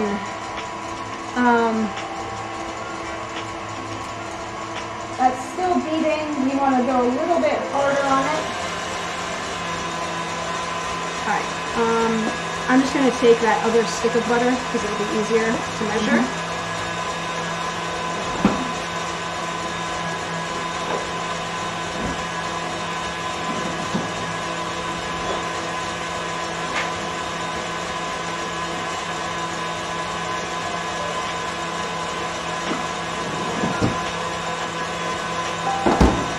Now, if you watched Brian's stream the other day, he was showing off how he softens the cream cheese because he was making a cheesecake. And you do the same thing with butter. 10-second pulses, check it. You want it soft. Ideally, when you're baking, you take everything out and let it all come to room temperature, but sometimes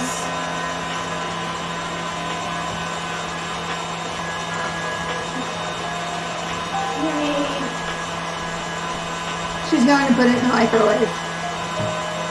Actually, I saw a trick recently where you take a glass Pyrex measuring cup, boil water in it, dump the water out, take the warm Pyrex measuring cup, stand it over the stick of butter for 30 seconds, and it softens it. I haven't tried it, but you know, that assumes you have. Yeah, but that means that you take the time to boil the water. This is just as fast. Yep. Right? Well, then that way you have the hot water for. Yeah, but we don't need tea. it. All right, so we can just put this out of the way. All right, so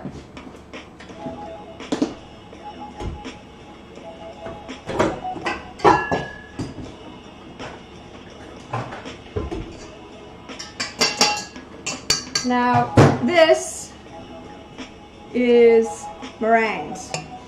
See? Fluffy, fluffy, fluffiness. Stiff peaks. I can, in fact, hold this. Actually, hold this for a second. I can do this. That's how you know your meringues are ready. Or your, yeah, that's good. All right, so.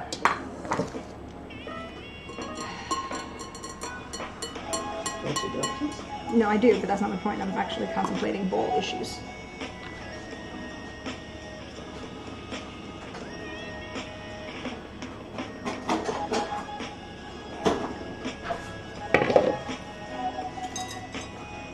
So, softened butter into a bowl. It's a little melted than I wanted, but you know what? It'll be fine. Softened butter into bowl. And into said same bowl, I'm going to put a cup of sugar. So I'm going to take 3/4 of a cup of sugar. Take the what? Butter wrapper. 3/4 of a cup of sugar. And whisk together my sugar and butter in an action that is called creaming of said same sugar and butter. Sliding that back out of the way. Oh, and Fanny and Mrs. Beaton's actually describe what all of these are. What does it mean to cream butter? What is the action? What does it mean to fold something in?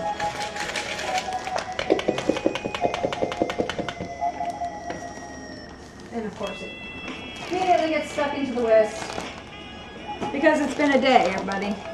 Yeah. Most of the time you do it with a wooden spoon. Oh, Whoa, Mom, you know what? everybody does it differently. I will therefore defer to you for a second. Yes. Will you please cream the butter and sugar then?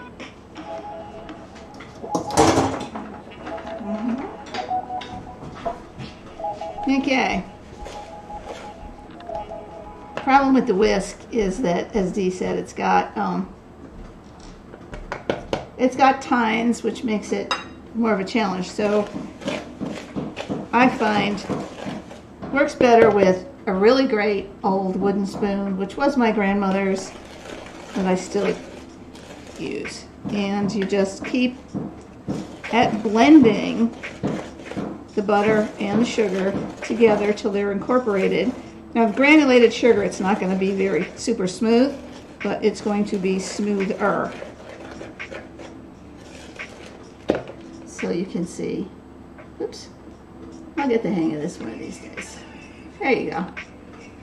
Looks like that. And you keep at it till you find the consistency and the texture that's going to blend well.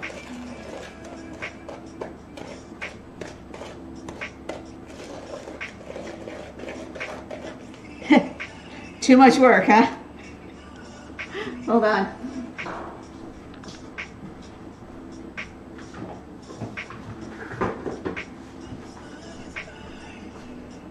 As I said, one of the nice things about having a basic cookbook like this, whichever one you happen to like, and Mrs. Beaton's, I'm sure, is it tells you how to do this stuff carefully, and it tells you how to fix things.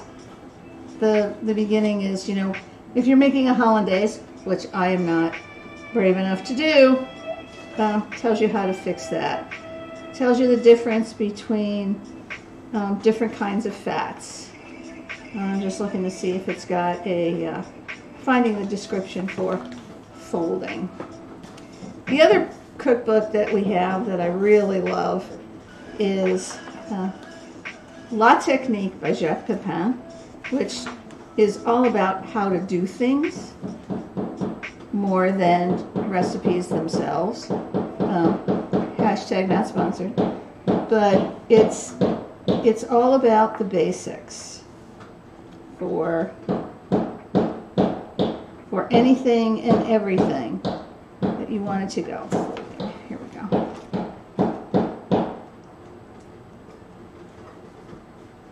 So here's the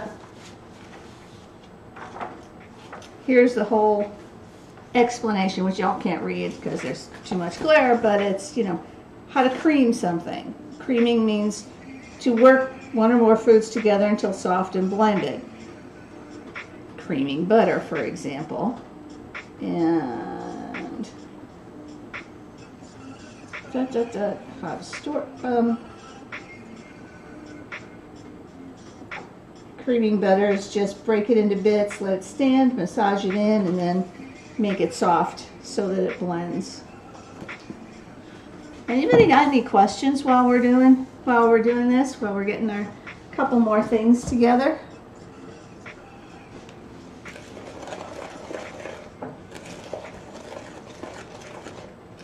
So what is your favorite kind of dessert to make, folks, while we're getting the rest of the pieces together?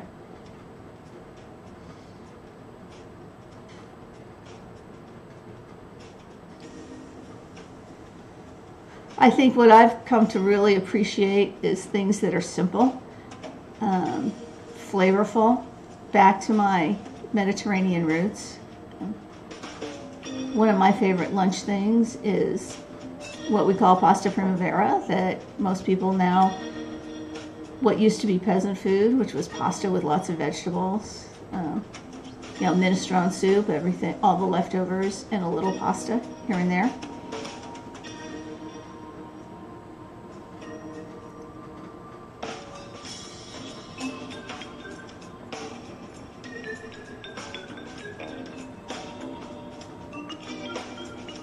What about favorite desserts? How did everybody, for anybody in the U.S., you know, Thanksgiving is our superfood holiday.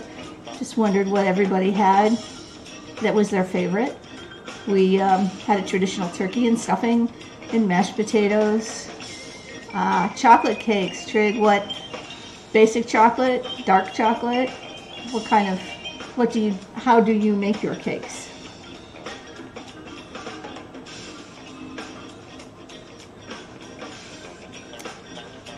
We're doing more flourless chocolate cake here, partly because one of my daughters is gluten-free.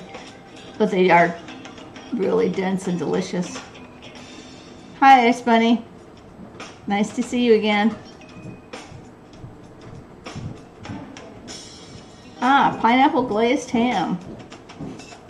Kids hated turkey, yes. Chocolate espresso fudge cake. Sounds delicious. Okay, sorry about that. It's okay. How are we doing? How's life going with everybody on Good. We're having Internet. people fill in what their favorite foods are. Always a that good they time. had for Thanksgiving. Always a good time. From the Death by Chocolate cookbook. Yes. Yes. We have several others. You know, always a good time. Always a good time. Sorry, everybody. Had to go deal with the thing. Glad that Mom was able to entertain you, as they say. Let me entertain you. Let me. I don't have my Make you fans. smile. For those of you who are not familiar with American musical theater, it's from Gypsy. Yeah. The story of Gypsy Rose Lee, a very famous exotic dancer, stripper in the 50s. Burlesque dancer. Burlesque dancer, that's right. She's technically a burlesque dancer. And her mother is slightly... Yeah, well, you know, her mother is a really somewhat Controlling. obnoxious stage mother controlling. who sees herself Right. in Baby June. 2 eggs. Baby June being her sister. Right. Not Rose. Gypsy. I mean. Oh, you made flan for the gluten-free dessert? I guess for the gluten-free dessert, I made pot au crème. Right. But Oh, glazed carrots. You made glazed carrots. Baked potato slices and corn on the cob. yeah, I saw pictures of what Pop was doing. Yeah. cracking the eggs over here so that I can just immediately drop the shell, 2 eggs, as I immediately drop the shells down the Garbage disposal. I saw pictures of 2 whole eggs added to the creamed butter and sugar. Love the Dude's Giving. Great name.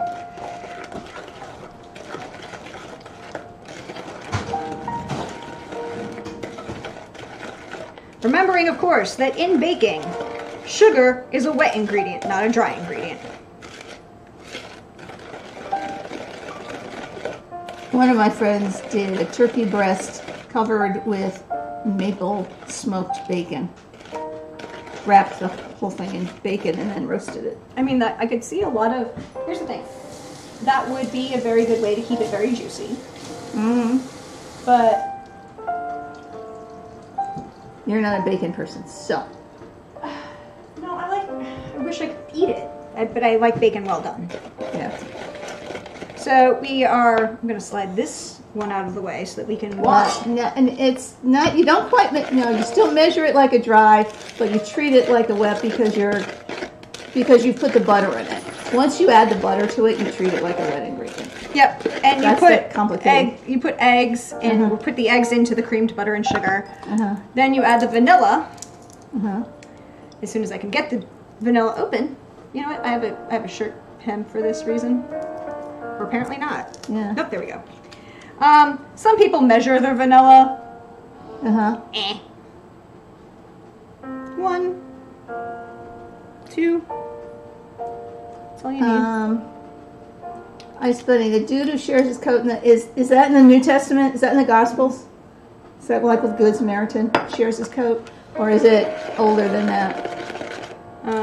I think there's one that's older than that because it's the. It's okay to question everything. That's how we all learn. The queen of question everything is right here. As was pointed out repeatedly to me. Alright, so by now, if you look at it, you can see that it's very liquidy, right? Like this is just butter, sugar, 2 eggs. Nope, we have not. What's everything? 350. This is going to be a slightly lower temperature bake. That's going to take a little bit longer, but you're adding extra moisture from the apples, right? That's the other thing you're going to do here.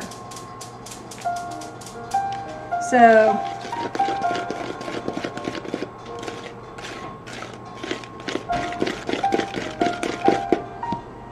all right, so now this is not cookies. So you don't add dry to wet. This is a cake, so you can add wet to dry.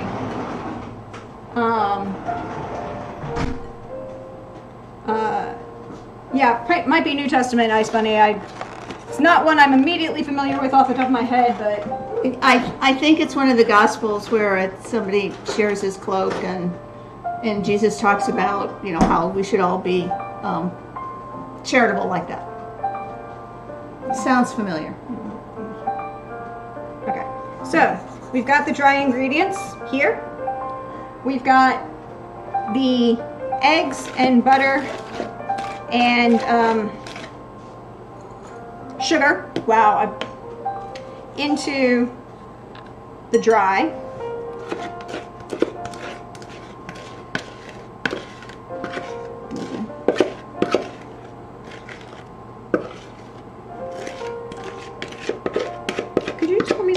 Actually, my water is out somewhere. Could you help me find it, please? And thank you. All right, so then. Okay. I have my other water over there. I think this is Dad's actually. All right. I don't know. Yeah, I don't think so. I think it was yours, but who knows how old it is? Yeah, it's just water. But now stirring in the flour that we purposely sifted into this mixture of butter, sugar, and eggs. No, I've got this that I poured just before we started, so. Okay. And then, Now this recipe is a little light in moisture at the moment. You could look into this and see that there's not a lot of moisture in here. That's because we're about to add more moisture in the form of these egg whites. And you don't want to, so the recipe says to add the egg whites in batches, right?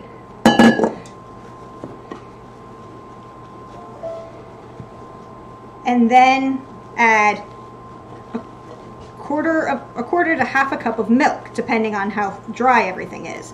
This is looking really dry, so I might ask Mom to just hand me the Milk pitcher. yeah.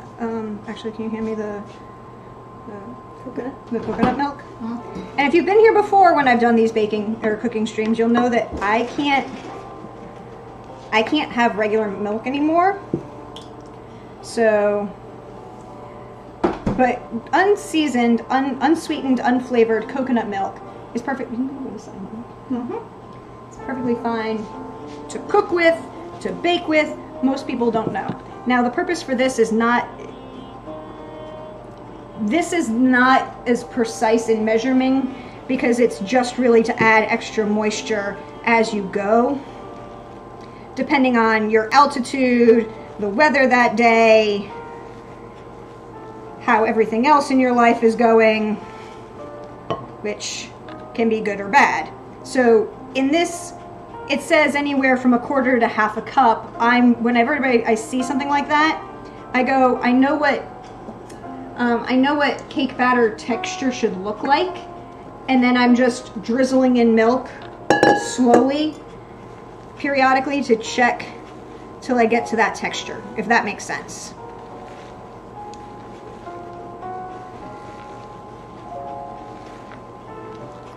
Ah, yes, St. Martin. That does make sense.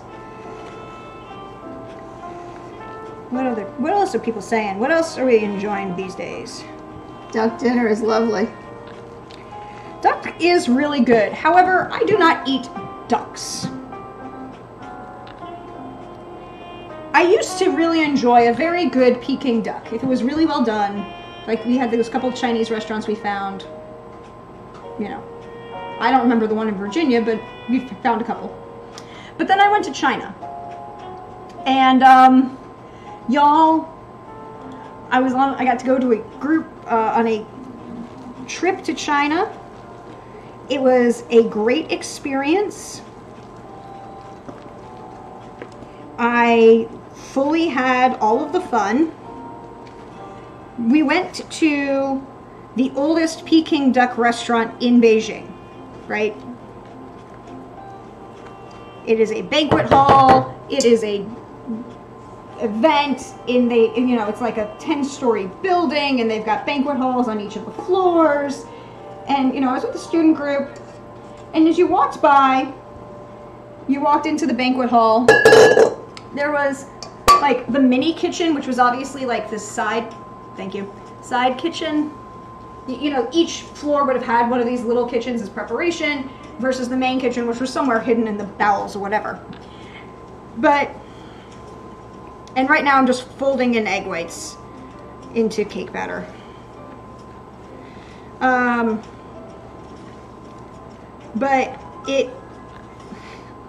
this is where it gets weird. So, okay, it is what, you know, it's like, okay, so they've got the duck hanging there, because, you know, that's Peking duck, you gotta let it hang and age and all of this stuff, you know, for a number of days before things happen. Okay, gonna need just a dash more milk.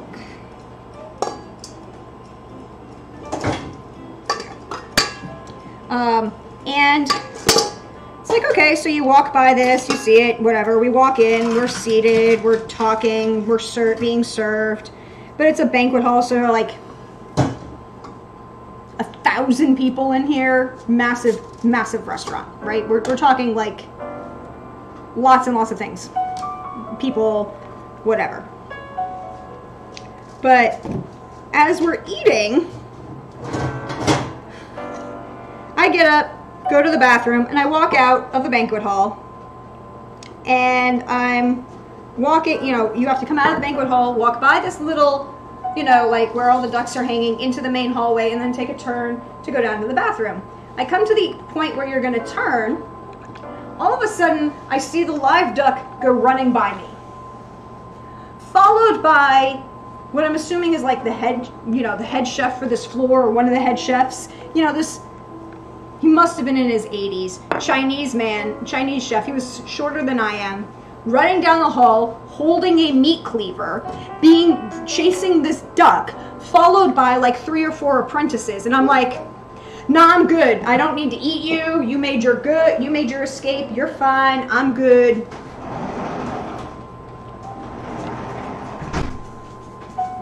It's fine. All right, I just need to rinse my hands for a second.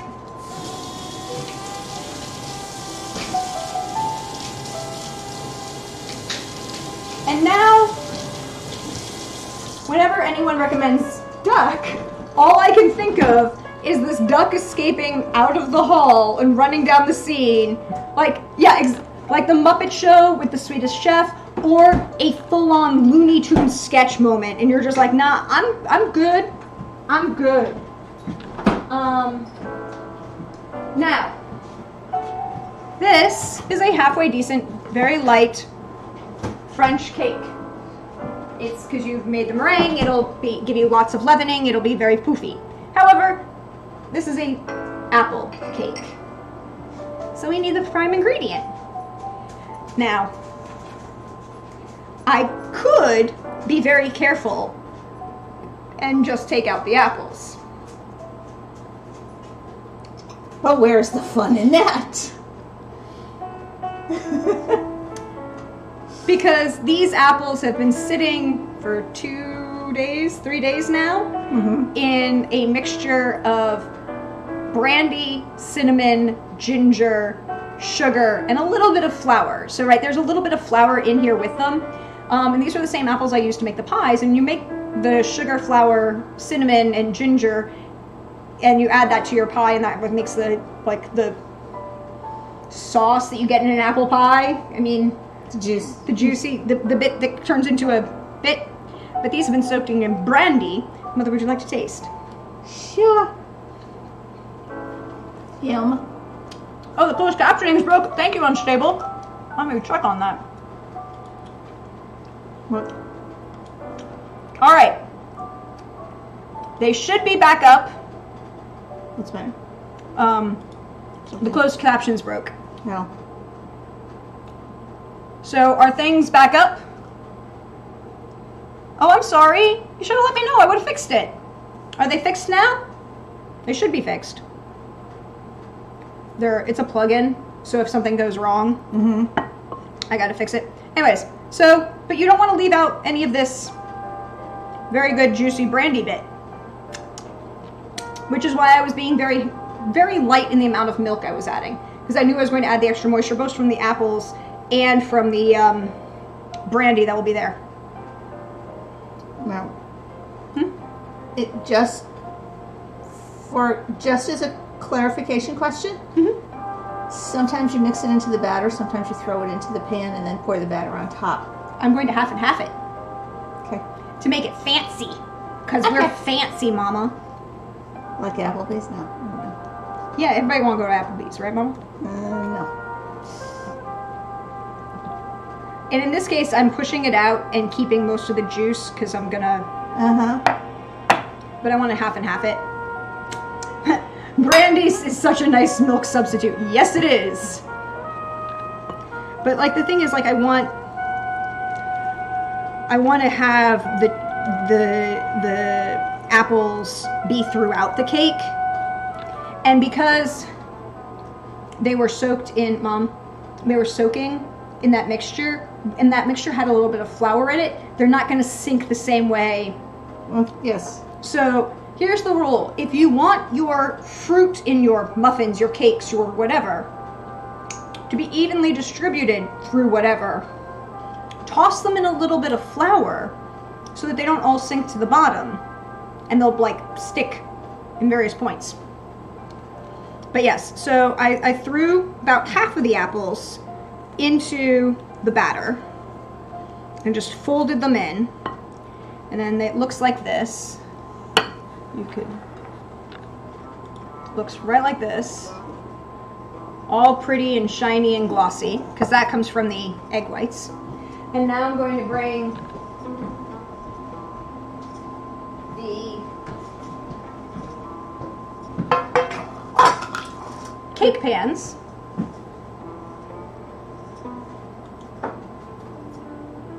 Hello, Sly, welcome in.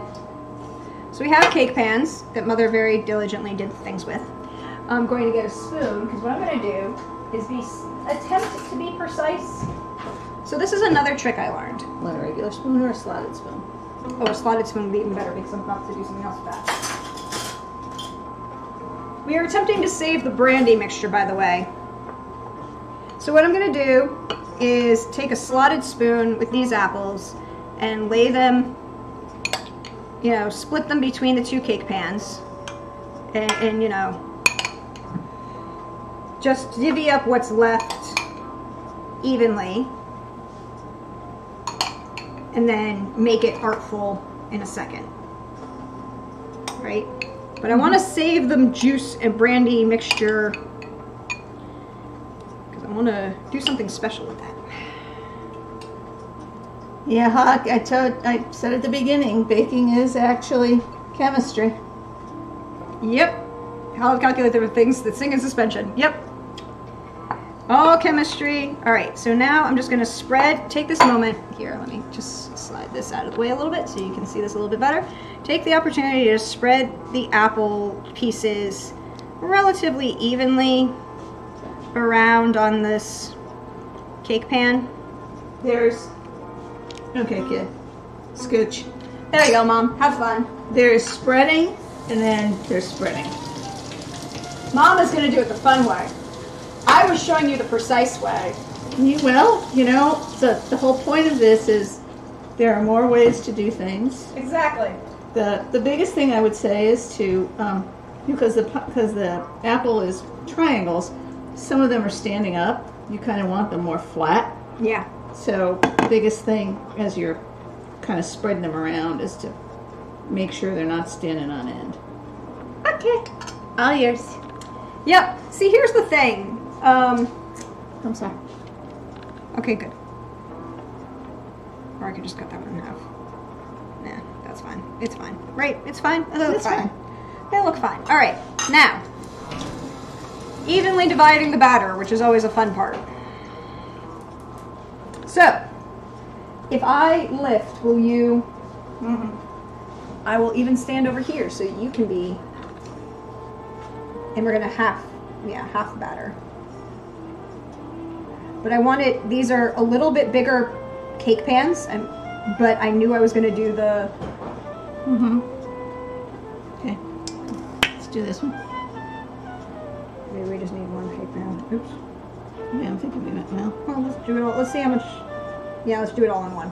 Oh, all right. Well, all in one. We'll just... Here. No, just stick it over here. Because it's gonna rise. Yeah, it's going to rise a lot because I put both baking powder and beat egg whites. Yes, Beth. But I don't know that we have enough in that one. We're coming back to that one. Just chill. Have a good one, Trig. Get some rest.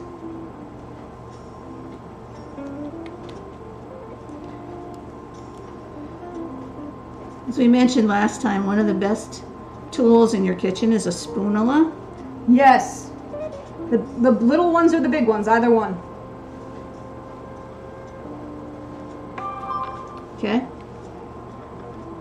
We're just about even. Yep. On that one. The other most important tool in your kitchen is your finger.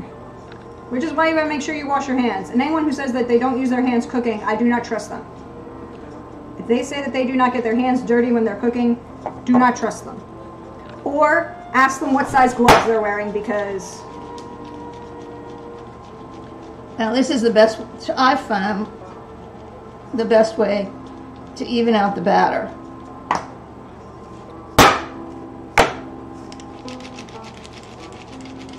You're gonna shake it a little bit.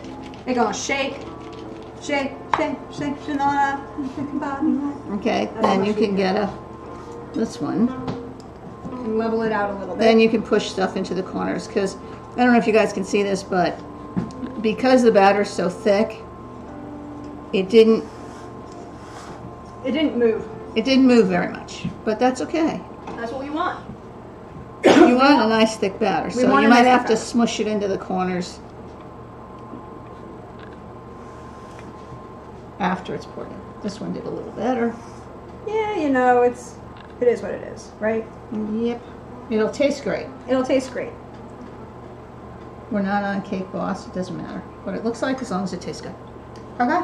Oh no, we gotta have layers, Sly. You gotta have layers, which is why we're keeping the brandy and sugar combination, because after these are done, I'm gonna reduce that just a little bit so it becomes a syrup. Just a little, not a lot, a little. So it becomes a syrup, so that I then spread over the layer in between the two layers. The other thing you can do with the leftover brandy and syrup is boil it a little, add some confectioner's sugar, and make it a glaze. For people who really like stuff sweet, which I don't. But I don't, which is why I was only gonna make a little bit of the syrup to put in that's between okay. the layers. that's, just telling people what their options are, kiddo. Yep. And now, of course, the most important thing that you cannot mess up when baking is timing. So this recipe says 35 minutes. I'm going to put the timer for 30, check it, and come back to it. But people are like, oh my god! Okay.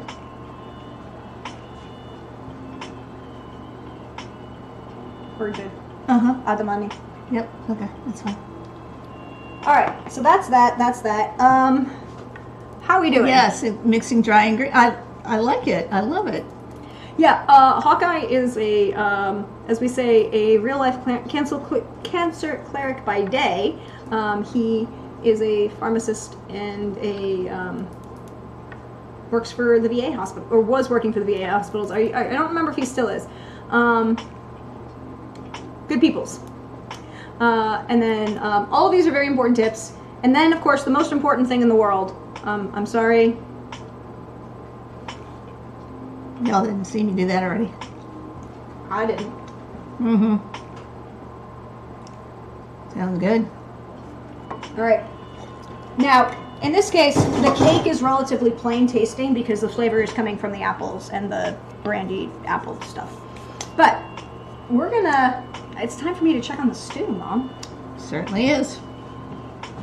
So, these, again, hashtag not sponsored, but these little things are the coolest in the world.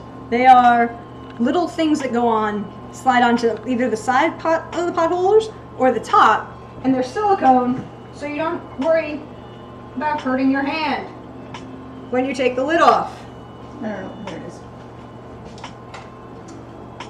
We're gonna need to add some more liquid, but that's okay. That's what I do.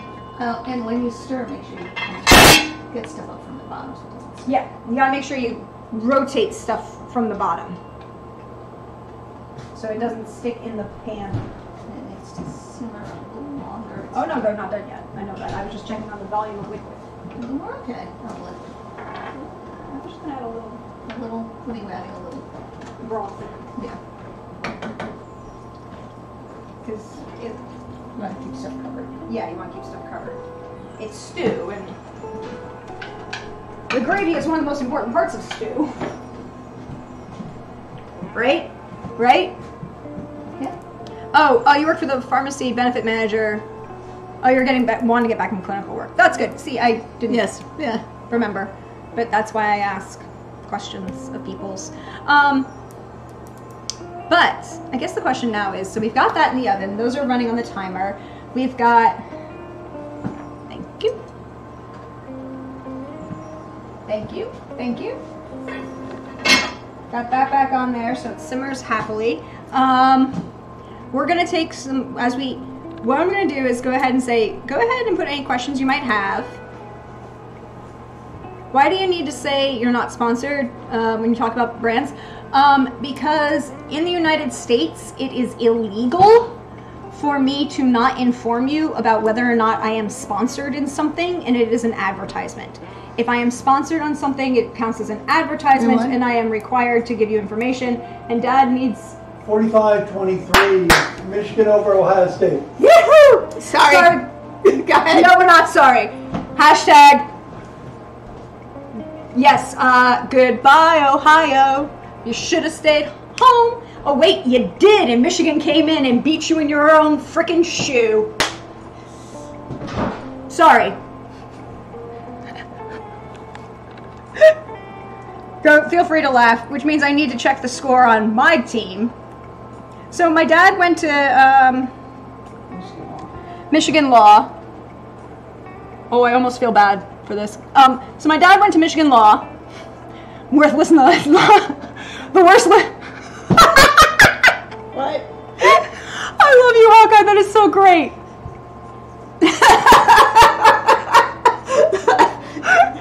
Can I get that? I need that on a shirt. Ice Bunny, you're in Scandinavia, right? Ice Bunny's in Denmark, I believe. Denmark? Right. Okay, yes. The Ohio State mascot is the Ohio State Buckeyes, which is a nut like a chestnut.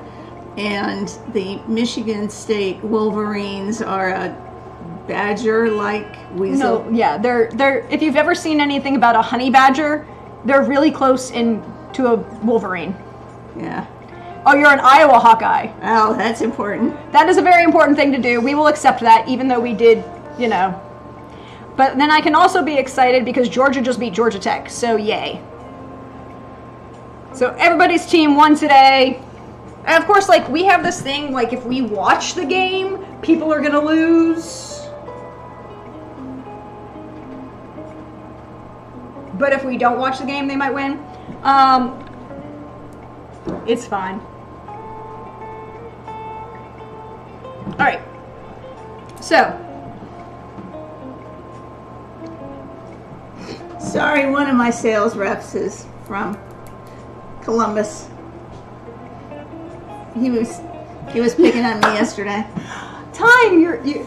Why would your friend in Ann Arbor not have that reaction? That is a reaction to have to beat Ohio State. It's that school in Ohio. Also, I would like to point out, anytime Ohio State loses now, it just makes me feel even better because they attempted to trademark the word "the." Now, it shouldn't have even gotten to the review board, right? I mean, that's just... Right. It's not a word you can... It's... Right. That's not a... Right. Anyway. Oh, so you root for anybody who's playing against Michigan, except Ohio State. Yes. That's fair. I will accept that. Right. I will accept that. Well, 1 out of 2 teams. The Giants lost this week to Dallas, which was tough. Yeah, but they still have a winning season. Yeah. They'll be better next week. It'll be fine. But to answer, you're not alone in that supposed jinx. Exactly. We don't watch the game for that reason. Yes, what are you making next? I was going to make myself... We'll come back to that in a second. I was going to answer Ice Bunny's question. So to answer your question, Ice Bunny, because of the way advertising works, particularly on either television or streaming or anything like this, if I'm talking about a product because I like it, I have to say whether or not I've been paid to talk about it. If I say hashtag not sponsored, then that means it's just me and my opinion and I think it's really great, versus if I'm in actually being sponsored, it's sponsored content, right, which counts as advertising on the airwaves, and you as a consumer must be informed that that would count as an advertisement. My son and I refer to them as some Ohio State University. I mean, that's fair. Yeah. I appreciate that one. Oh, yeah. Well, yeah, soccer is, U.S. and England yesterday were a tie, 0-0. I mean, really? 90 minutes up and down the field, and neither one of you scored? Yeah, well, they're both, England's bad this year, and America's better than they have, the American men's team is better than they have been, but they're not anywhere near as good as the American women's team. I'm still, like, I kind of want to support Wales this year. Yeah. In the World Cup. But anyway, next. Okay, next we're going to take a second and put a bunch of stuff in the dishwasher so we can clean that up. I'm going to take that into a different dish so we can reduce it.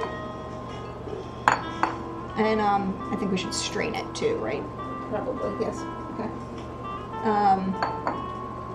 So here's the little things that you do when you go into cooking sometimes. There are steps that people say you have to do, and what they really mean is you will turn out with a more aesthetically pleasing product, but you don't actually have to do it to make it taste good. But then there are steps that you're like, it's an extra minute to strain the custard before you put it in the ramekins to put into the oven, but it will turn out better because everything that might be lumpy will get strained out and it'll all just be creamy and the same consistency. Versus, you know, We could show people what the apple thingies look like. oh yes, the little apple tarts. And then you can talk about how you did them while we're vamping here. I was going to question whether or not you wanted some tea and because so the apples that we used for this cake were originally created to go in these little mini apple pies, brandied ginger apple pies. And I made a dozen of them for Thanksgiving, and then was like, well, this is a lot of apple left over. Oh wait, we'll make an apple cake. We'll make an apple cake on Saturday when we're cooking with everybody, and everyone will enjoy it. They were very tasty. They are very, very tasty. One of the best parts about Thanksgiving is Friday, Saturday morning pie for breakfast. It's a tradition. Pie for breakfast is a tradition, right, Mama? Absolutely. Or I haven't got cannolis. Or cannolis. I also made, the other thing I made were these little chocolats. And with these, you make the custard, which is how we had those extra egg whites, right? So you see, this is like a little ramekin, and then you fill it with, you make the custard on the stovetop, you fill it into the ramekin, and then you put it in the oven in a water bath, and then they're perfect little bites. There's no flour in them, it's just sugar, milk, cream, and eggs, and chocolate. And a little vanilla for flavoring, but mostly. You could do creme caramel. I'm not a fan of creme caramel, mostly because I just don't like caramel. But you could do creme caramel. See, my thing is I don't like a lot of heavily sweet stuff. Yeah, the chocolate changes it. I mean, it's pot au crème, or pot au chocolat, or creme caramel, all the same thing. It's just a custard with whatever flavoring you want in a ramekin that you could turn into creme brulee, because you take that same custard that you've already done, put a layer of sugar on top of it and get a torch and brulee the top of it, and that's the only difference between a creme brulee and a creme caramel and a pot au crème. That's it. Everyone's like, it's so hard. I'm like, Well, you need the torch. The torch works better. But torch- actually, the gidget that we yeah, you could do it with a lighter. I've seen people do it with a lighter. Usually a longer handle lighter than just like a Zippo, but I've seen people do it with a Zippo too. I've seen people do it under a broiler, which Yeah, you have to be super careful. you have to be very careful about, because if it's not enough sugar, then you can burn the custard, and I'm like, don't know about that one. Yeah, oh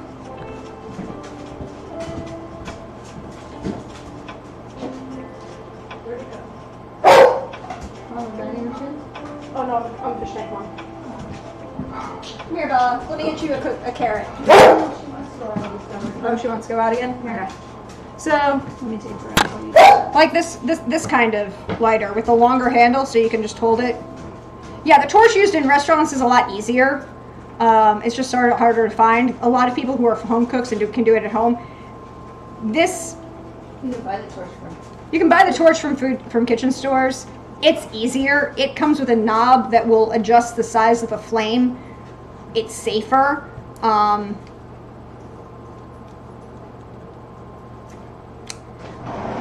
also recommend it if you're doing smoked drinks.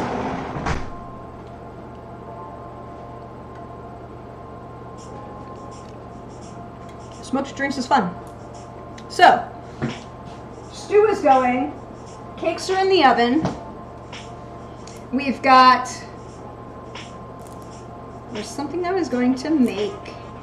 The next step, we've had cocktails, we've had cakes, we've got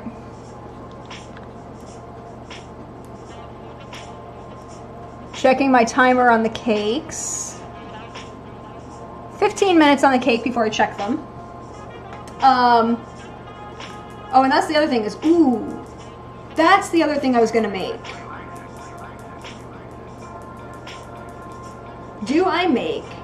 Oh no, I don't actually have whipped cream. Never mind, we're not going to do that. I don't have whipping cream. Okay, here's another point. Heavy cream, in the United States, heavy cream and whipping cream are not the same thing. If you want to make whipped cream at home, buy whipping cream. If you just have heavy cream, it is not going to work as well or even work at all in some instances. And you'll be sitting there either by hand or with a mixer going, why is my cream not turning into whipped cream? It's because it's not the right kind of cream, which is a problem and a thing. I guess now, while we wait to see if the cakes come out, is there any questions you all at home have? We want to help you, you know, do this at home. So heavy cream is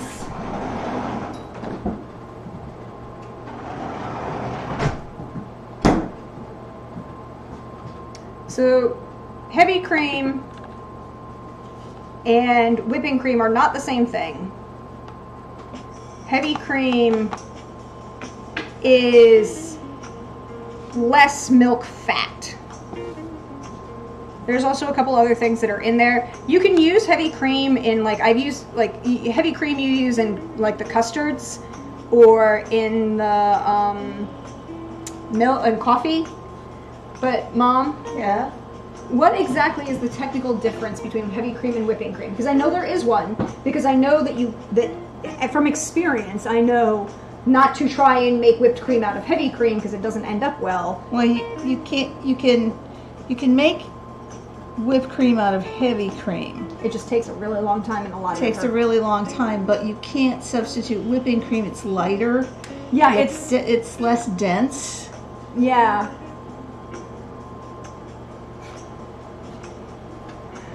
Yeah, it's part of it's the ingredients, and you know, you can't substitute whipping cream for heavy cream. You can substitute heavy cream for whipped cream. Exactly. I don't like to try and use whipping cream I don't like to try and use heavy cream as a whipping cream. It takes forever, and I'm just like, my wrist and or my KitchenAid doesn't need this much effort and time. It's a thing. It will take forever. I have a life outside. I'm not waiting for my life to begin. We can be pretty sure it's not involving.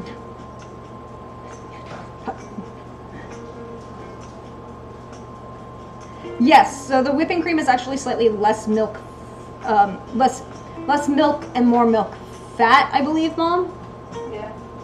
And heavy cream is more of a balance between the two. Right. Well, the heavy cream is ultra pasteurized, so it's. There you go. Mom's looking into the Fanny Farmer, and Fanny's Yeah. giving us the answer. Yeah. Because Fanny always has the answer. Yeah. Fanny Farmer from the days before Google. Heavy cream is also called whipping cream, which is best for making whipped cream. But ultra pasteurized. Ultra pasteurized, which is what.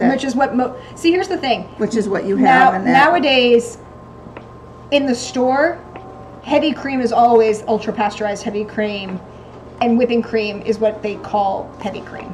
Right. And neither of which are light cream. Which. Sorry about that. Yep, it's okay. We can make it work. Yeah, a book of all things. Exactly. Measurements, recipes, technical explanations for things. Right. And not just the whipping cream. Ideally, the bowl and the beaters have to be cold too. Which is why I take the bowls and the beater and stick it in the freezer. Like some people say that Julia Child in Julia Child's The Secrets of French Cooking, right? In her cooking is you get two stainless steel bowls and you put the bigger one with ice in the bottom and you put the smaller one with the cream in it and you use that to whip in. And I'm like, I can just take the metal bowl from the KitchenAid, take the whisk from the KitchenAid, and stick it in the freezer for 20 minutes. The other thing, under the heading of random things that occur to me as we're going here, we have a really heavy-duty, sturdy KitchenAid, and depending on where you buy it, all things are not equal. No. So even though the same brand of something, in our case using KitchenAid as an example, not an endorsement, the motor when you buy it from a cooking store is a heavier motor than if you buy it from a mass market store like there is an answer for that, though. Walmart, Target, whatever. But there's a reason for that. Right. They're technically two different models. There are technically two different models, but if you don't know the difference... If you don't know the difference, what we have here, I will show it off because it is a beautiful, beautiful thing. And I'm not going to lie, a KitchenAid stand mixer is not cheap. Or light. It is heavy, but it is worth every single penny. So this is a KitchenAid artisan stand mixer. Again, hashtag not sponsored. And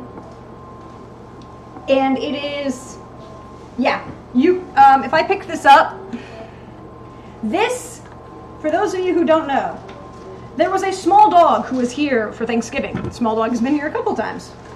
Small dog belongs to Kelly, the opera geek. This thing weighs almost twice as much as small dog. But it has a heavy-duty motor, so that when you're beating something, like when you're making dough, especially, with the dough hook, then then you want the heavy motor.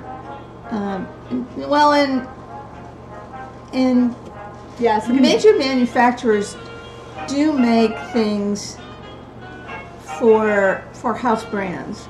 Like the grocery store version of tomato soup is made by Campbell's. It's just private labeled. That's what. But the KitchenAid doesn't. KitchenAid is still under right. But other things. but they make KitchenAid will still sell a brand of KitchenAid, but if you go to Walmart or Target or something, no, those are separate brands. It's anyway. Anyways, but the point being, But if you're going to cook a lot, if you're going to do something heavy duty, like make bread, bake a lot, then... Or if you want to...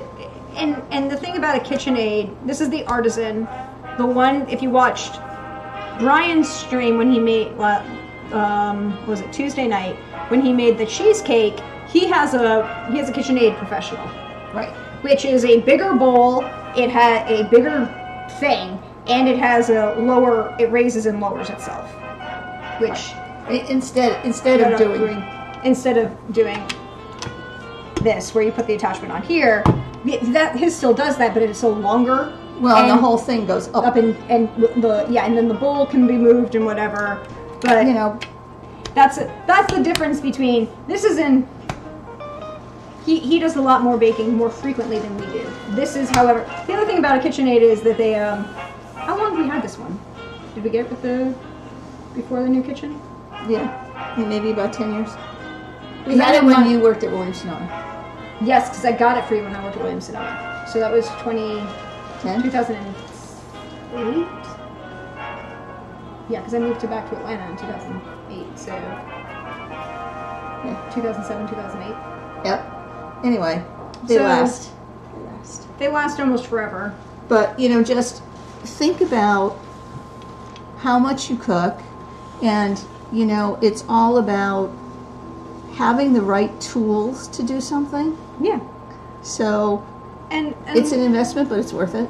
And that's one of the things we were talking about earlier, right? Like the Dutch oven that's literally older than I am. By a bit. It's a shower present. I wasn't going to say that part, Mom. Hey, you know, Or the cast iron skillets that we literally inherited from my grandmother. I don't know. great-grandmother in some cases. Great grandmother in some cases, but I was like, I didn't want to make that assumption. You know, things like that are well made, serve a purpose, and people are like, oh, well, we can get the fancy new thing that replaces it. It's like 9 times out of 10, it doesn't replace it. Like, stainless steel cookware is very good. It conducts heat differently. It does a lot of very interesting things. I think it cooks very well for a lot of things. But that doesn't mean it's going to replace a cast iron skillet if I want to fry a chicken. Or meatballs. Or meatballs, like we Just- did last time. Yeah. But you go. It also isn't really as good a weapon. Anyway. You might dent it. But a Dutch oven, right? Like a cast iron enameled Dutch oven. I'm not going to make a stew in just a pasta pot. No. I will burn it. It will conduct heat the same way. You won't end up with the same level of control. Cast iron is great for making cornbread, too. Yeah. Oh, I'm Baking. That's what I'm doing. I'm doing the sauce. Yes. I'm gonna do the sauce. So, in an attempt. So, again, we're going to the sauce. The saucepan is stainless. Le Creuset. Look, I've said this before on stream. Le Creuset, if you want to sponsor me, I'd take product over money. You don't have to give me money. You can just give me product, and I will be happy. I have a couple Le Creuset pieces. My mother has a couple Le Creuset pieces. They do not die. Thank you. Something about that particular. Yep. And I'm just gonna take this brandy, apple, sugar, cinnamon. There's a little lemon juice in here because we needed. And I'm gonna strain it out. Here.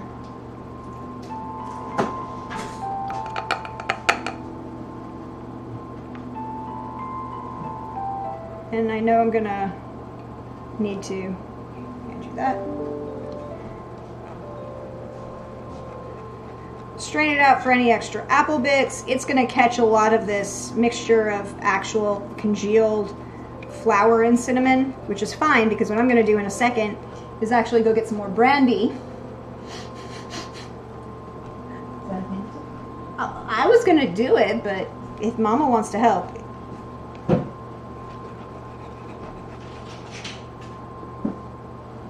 All right.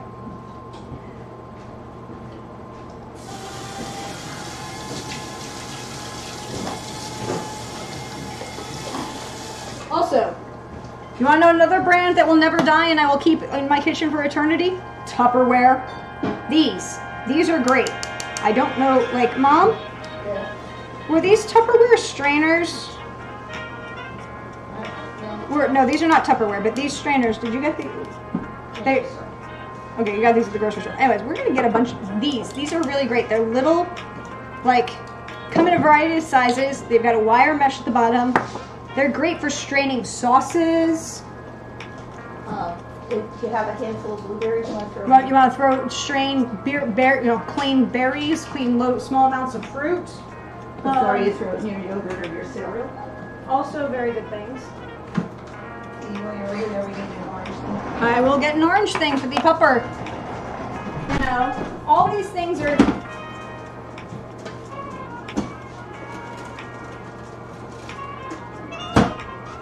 As she literally runs by the rest of the kitchen to go immediately to the refrigerator so that she can get her carrot.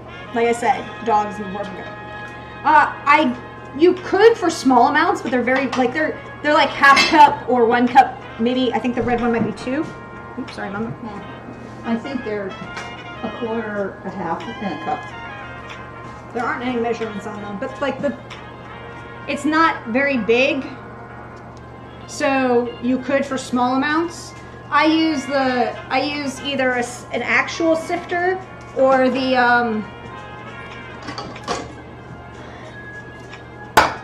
Mesh strainer. the mesh strainer to sift flour.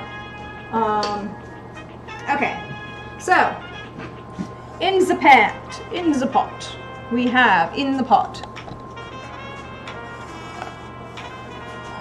we have the strained apple brandy. I'm going to add just a touch more brandy.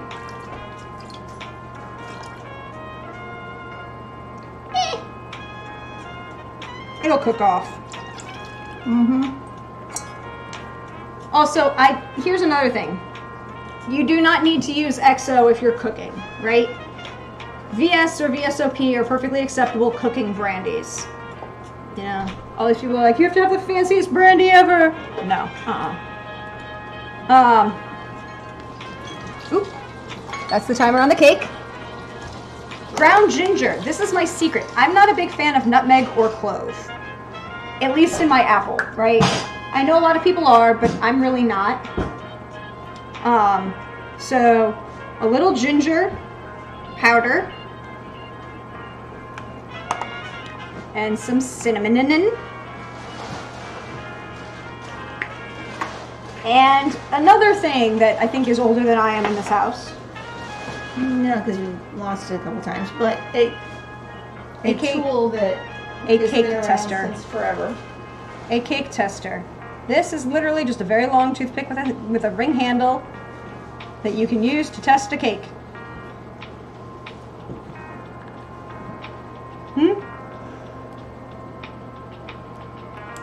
Yes, Tupperware is something that, look,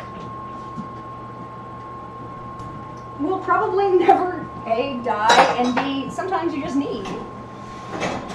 Okay, so these are probably going to need longer. They definitely do not look done. Although it's coming out clean. They're just not browning. They're just not browning. But that's okay. That's okay. Apparently they are. I thought they weren't because they weren't browning, but, you know.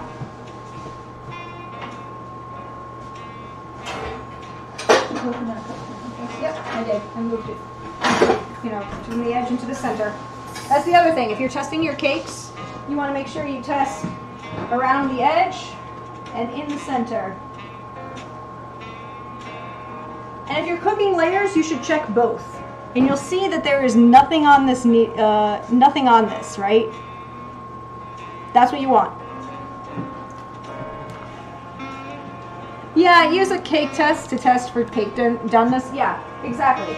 You can use a toothpick, but the thing about a toothpick is, where did I put that? Oh, I didn't pick it out yet. The thing about the downside on a toothpick is mostly that it is a wider diameter than an actual cake tester. The cake tester is thinner, so it won't make as big a hole in your cake. There's a hole in the cake. It's okay, I fix. But I want you to be able to see the cake as it comes out. the thing is, I can understand telling people to just use a toothpick. If you don't have a cake tester, don't worry about it, blah, blah, blah, blah. Don't buy an extra utensil if you don't need one, or if you're not baking a lot, or if you're just using like store-bought, you know, cake mixes. But you can see that beautiful, beautiful cake. It really didn't brown at all, which I'm surprised at, but it's done.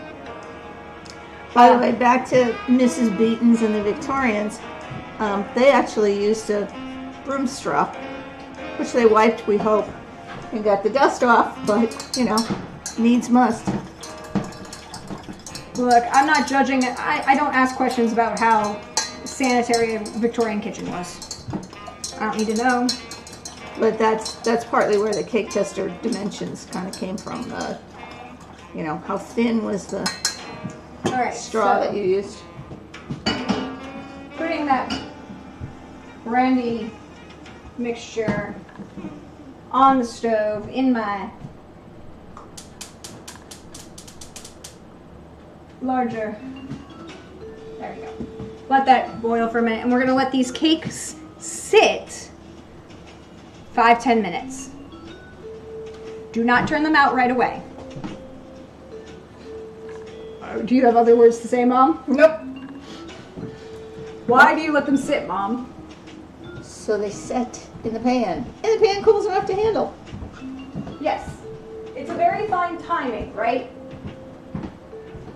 You don't want, if they're too cold, they won't turn out. If they're too hot, they'll get stuck and it won't be set, and you can warp the shape of the pan of the cake.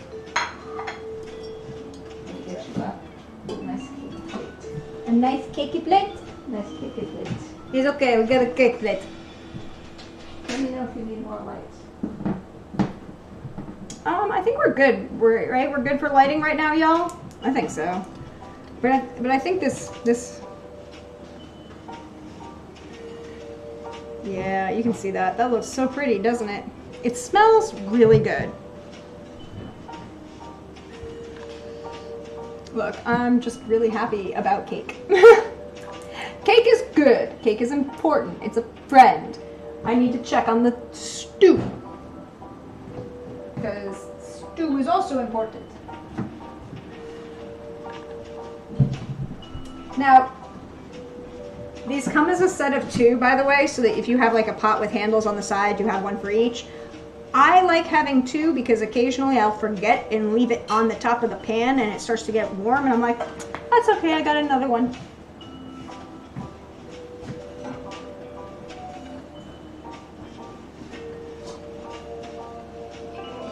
Turn it up just a touch. All right, now I need to stir the stew. But it's looking real good, Mom. What do you think? Yep, certainly is. Starting to smell really good too.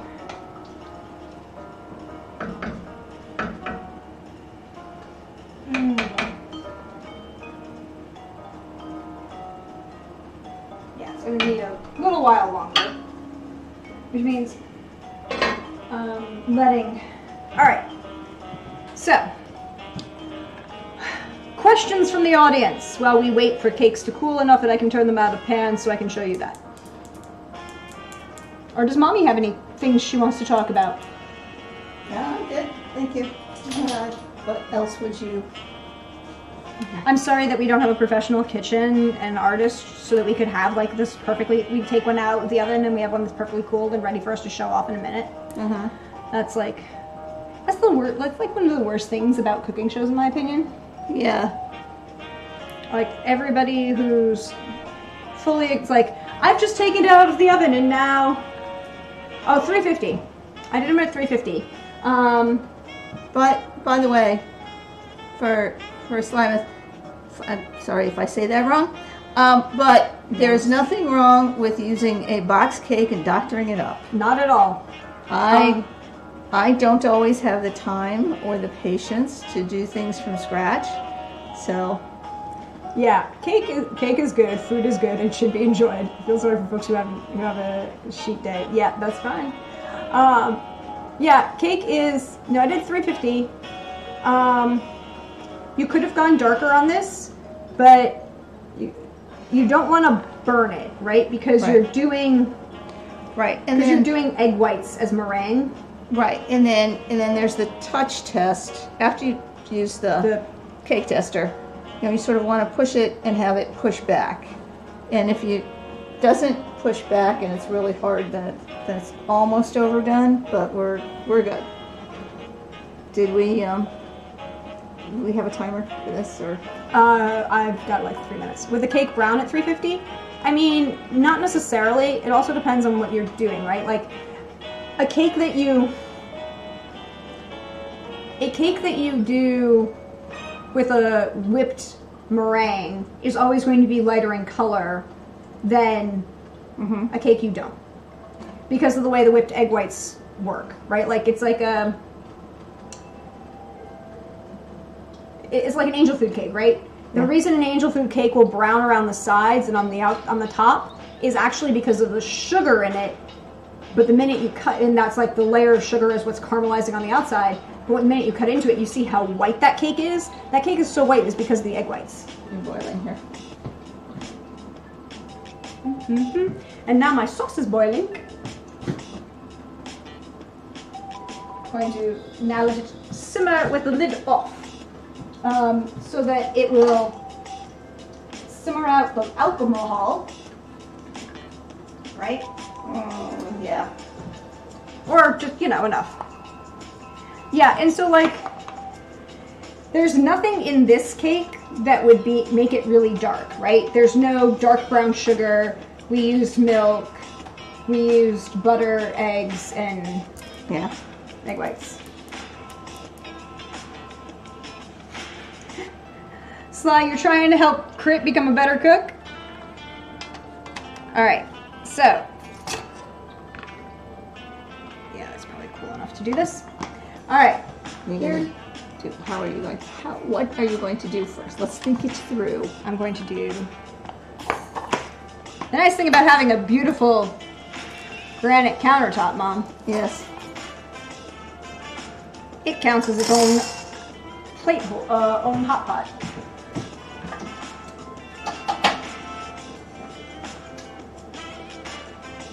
Okay, now we are going to switch scenes. So again, take the cake rack on top of the pan, hand with an oven mitt. Use your oven mitts. They are cool. Also, I have Snoopy ones. They're cool.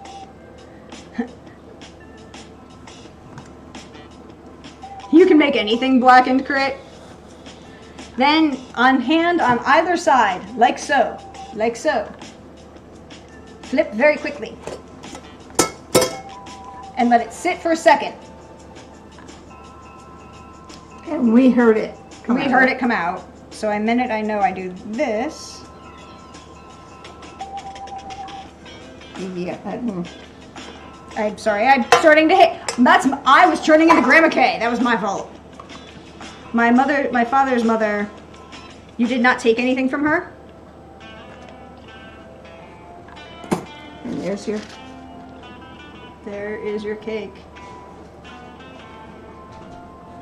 Look at that. It's not very thick, but it's not really supposed to be. You do the flake using a different plate? I mean, the thing is, I want to have it cool a little more before I actually put it on the plate, and so I don't want to dirty a third thing.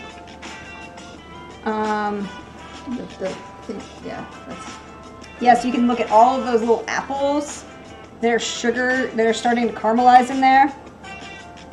So I'm going to put it on a very nice cake plate in a second. But I want it to cool just a little bit more. Hello. Oh, thank you very much. I appreciate that. Thank you for that kind donation. I appreciate all of that. From a person who wishes to attempt to remain anonymous.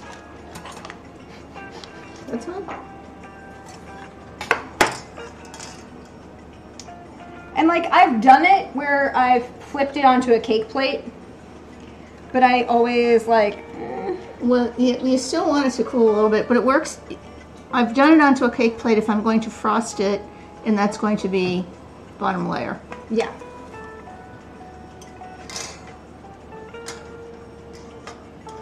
Come here.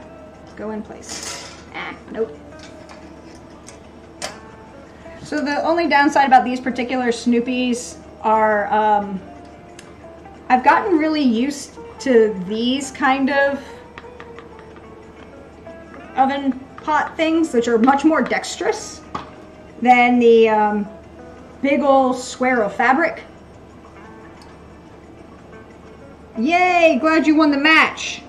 All right, 3, 2, 1. I heard it that time too. I love it when I hear it. Mm-hmm. The only thing I should have used red. Oh, magic marker because it bled onto the cake. What the hell? It don't matter.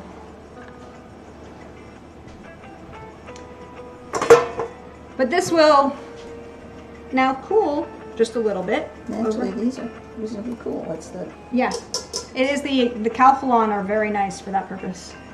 Again, hashtag not sponsored, but they are very good. Where's my water? I want here. I want my water. All right.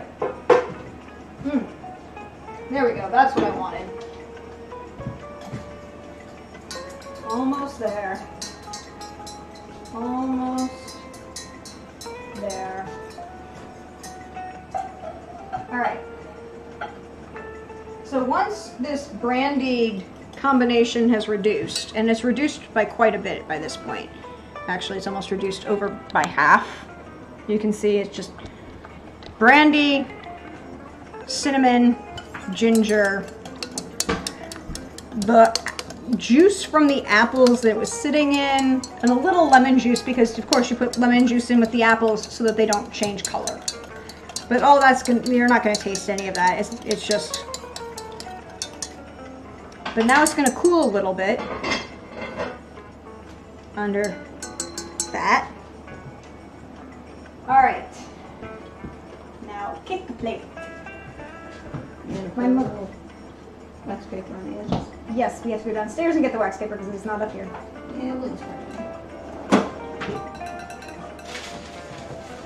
We'll use parchment paper instead. Here's the neat trick.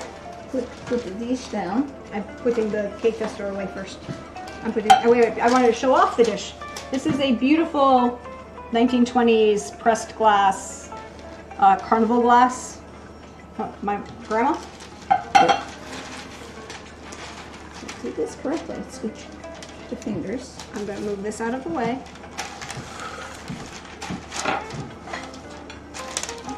Oh. No, just a little bit bigger than the cake plate, unfortunately. Okay. We've got another option. No. Here. We actually we'll just do this. Now the reason what we're doing here is to protect the very nice plate. Well, it's also, when you pour anything on top, it's going to make a mess. So you don't, it's not just protecting the plate because the things, you need to let that cool a little bit. But the other thing is, once it's done, and I do this with frosting, you just slide this out from under the cake, and it's pretty, and it's neat. Mm-hmm. Yeah. Okay. And you're going to spoon that over, right? Oh, yes, of course I'm spooning it over. Okay, so it's not going to pour on there. No, I'm just... It's a little warm. Okay. Want to give it another minute. You'll also notice that I brought over the last of the cinnamon sugar that was used as the rim for my mother's very fine beverage. Yep. I was fully planning to do this, by the way, because I knew we were doing this cake. We are going to use that same cinnamon sugar. So we've got the brandy sauce that I made. We also got the cinnamon sugar. I'm going to sprinkle that. I'm going to save that to the very last minute when nothing is hot, so then it'll crystallize on top and look pretty, and look shiny and pretty.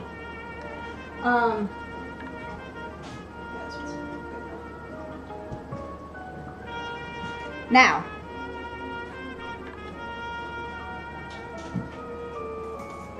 here's another trick when you're doing cakes.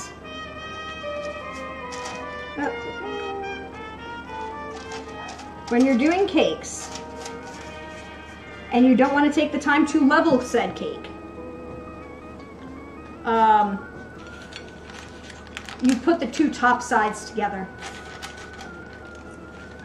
rather than a top side and a bottom side, so that you end up with a level bottom and a level top. Then you put your filling in the middle. Yep. Like this. Okay, so we're gonna switch camera.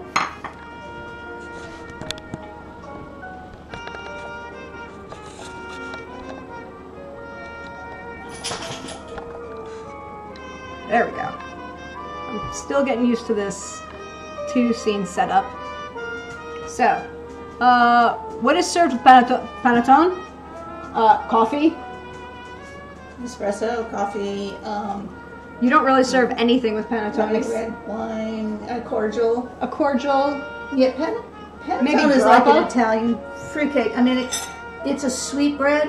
So if you think about it as a, depending on where you are, tea bread, you know, just slice it.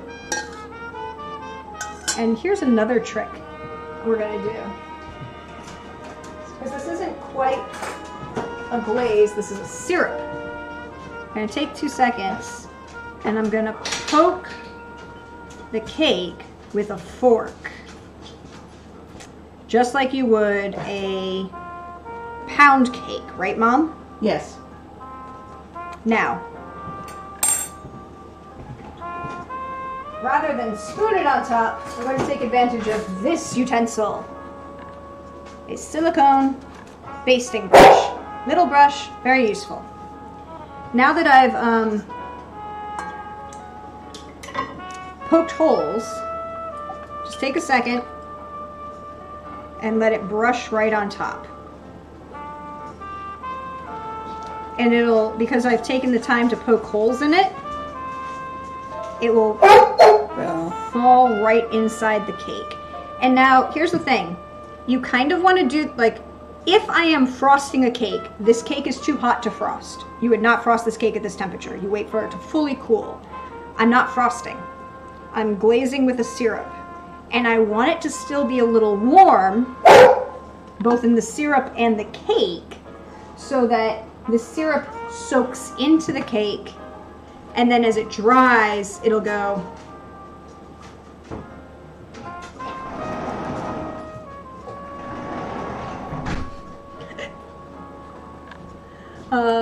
So it'll soak in while they're both still a little liquidy. And because really there's not, the cake batter itself didn't have a lot of seasoning, right? It's not like it's a chocolate cake.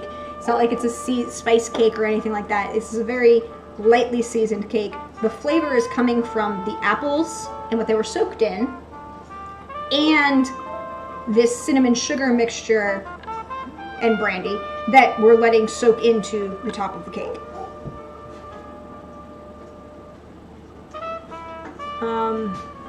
Now I'm going to take... Back to the question about what to serve with panettone. It's a sweet bread, so sweet dessert wine, sparkling wine, gelato, espresso, whatever you want. Not cappuccino, because you're not supposed to have cappuccino for dessert. You're right, cappuccino's breakfast, but it's like cafe au lait.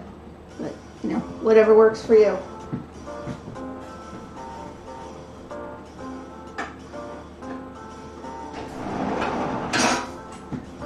Okay. Now, since both these two cakes are going to be top to top, I want to take a second and poke holes in this layer as well. Not a lot, just, you know, doop, doop, doop, doop, doop. And much lighter brushing than I did the other one. Brush some syrup on that as well.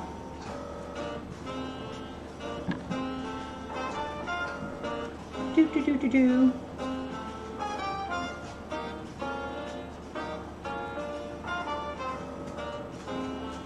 I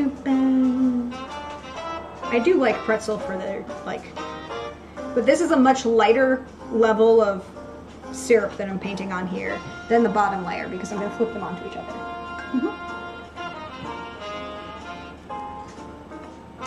And this is not going to be neat because I just layered. Nope, because I got this.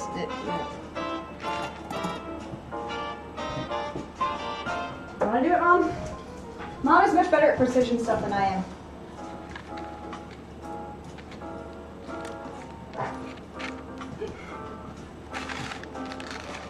And you'll notice she just walked the whole cake layer onto itself.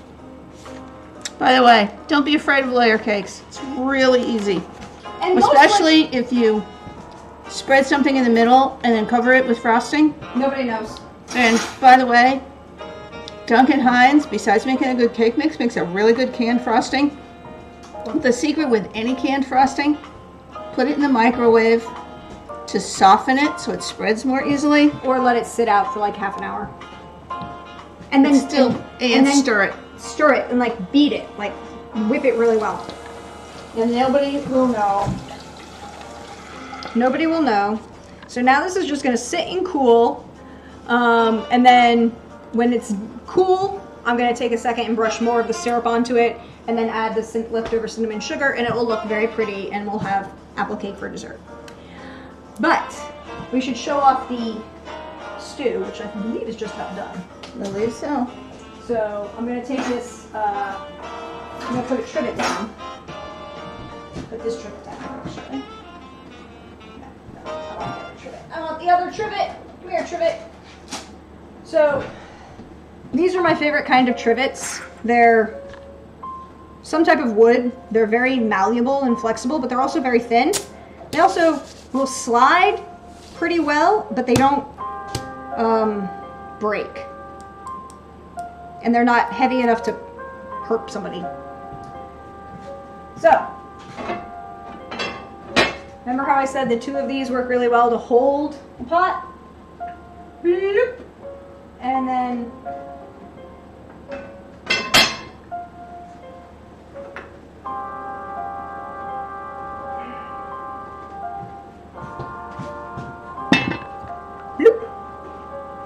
very nice and pretty, right? La da da da.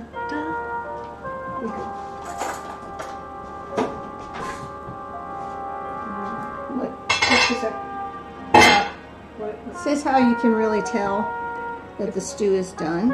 Oh, fork testing. You take a piece of meat and kind of try to cut it with a fork, and assuming it like that, separates out like that, that's how you know the stew is ready, because it should be fork tender. Which means that the apple, everything else under here is equally, and you can see that the gravy has already started to thicken up. And we left the top on purpose. When you want the gravy to thicken up, you just leave the top off. Leave the top off and let it boil. Same kind of thing with the potato. Come here, potato. Poke it, and you see how easily it breaks apart. Now, admittedly, the potato is going to be a little bit not harder, but you might get a fake answer because you have to remember we didn't peel these potatoes, so the skin will hold it together.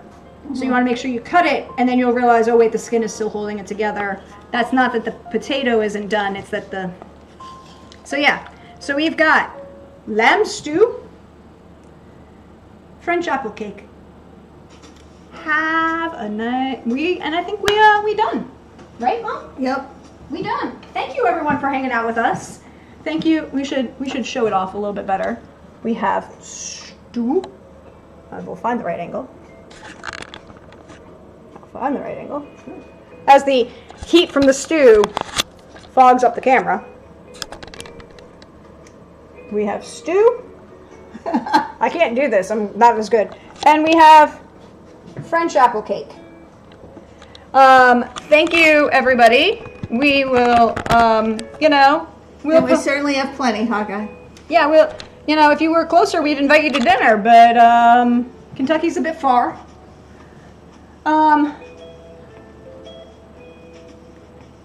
Yes, we might do. We actually, Ice Bunny, I might take a moment at some point after it's finished, you know, maybe just before the Christmas party, and do a walkthrough phone stream of the Christmas decorations that will be up in this house. Christmas takes over our house. Yep. So thank you everyone for hanging out with us. Thank you everyone for being here. I really appreciate it. I have been your friendly neighborhood Prax. Thank you everyone for those raids. Thank you for people who stopped by. Thank you for that wonderful donation. All of you are wonderful people. So first thing, point of order, there will not be Witcher tomorrow night. I have things to do and people to hang out with and family stuff, and that's what we're gonna do. And then, so your GM needs to sleep. Thank you, Sly, for that. Happy Thanksgiving to you as well. We will be. Yeah, the villa's a little far away. Exactly.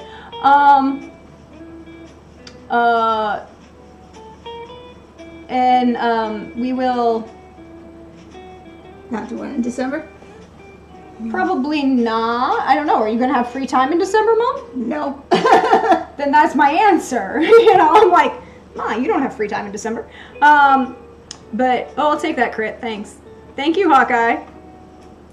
I'll explain those to you later. But you will probably find me sometime next week doing some more video game streaming. Probably another idle chat. I'm liking these idle champion random chat streams that we're doing. You can also, however, if you want to check it out, I am currently running a sale over on my itch page because yesterday was Creator Day. So up until the 30th, I am running a sale of the games that I write. You can get them for half price. Check them out. See them over there. You can find me on Twitter at DeirdreDonlin on Twitter, and over on Hive at Prax the Bard on Hive. I'm doing things. Follow me. Do all those things. Mom, you want to share anything with anybody? I hope everybody had a happy Thanksgiving if you're in the U.S. and a great weekend if you're everywhere else. And in the meantime, happy holidays. Happy holidays. We'll catch you next time, but we should send some love out into the universe. So that's what we're going to do. Okay.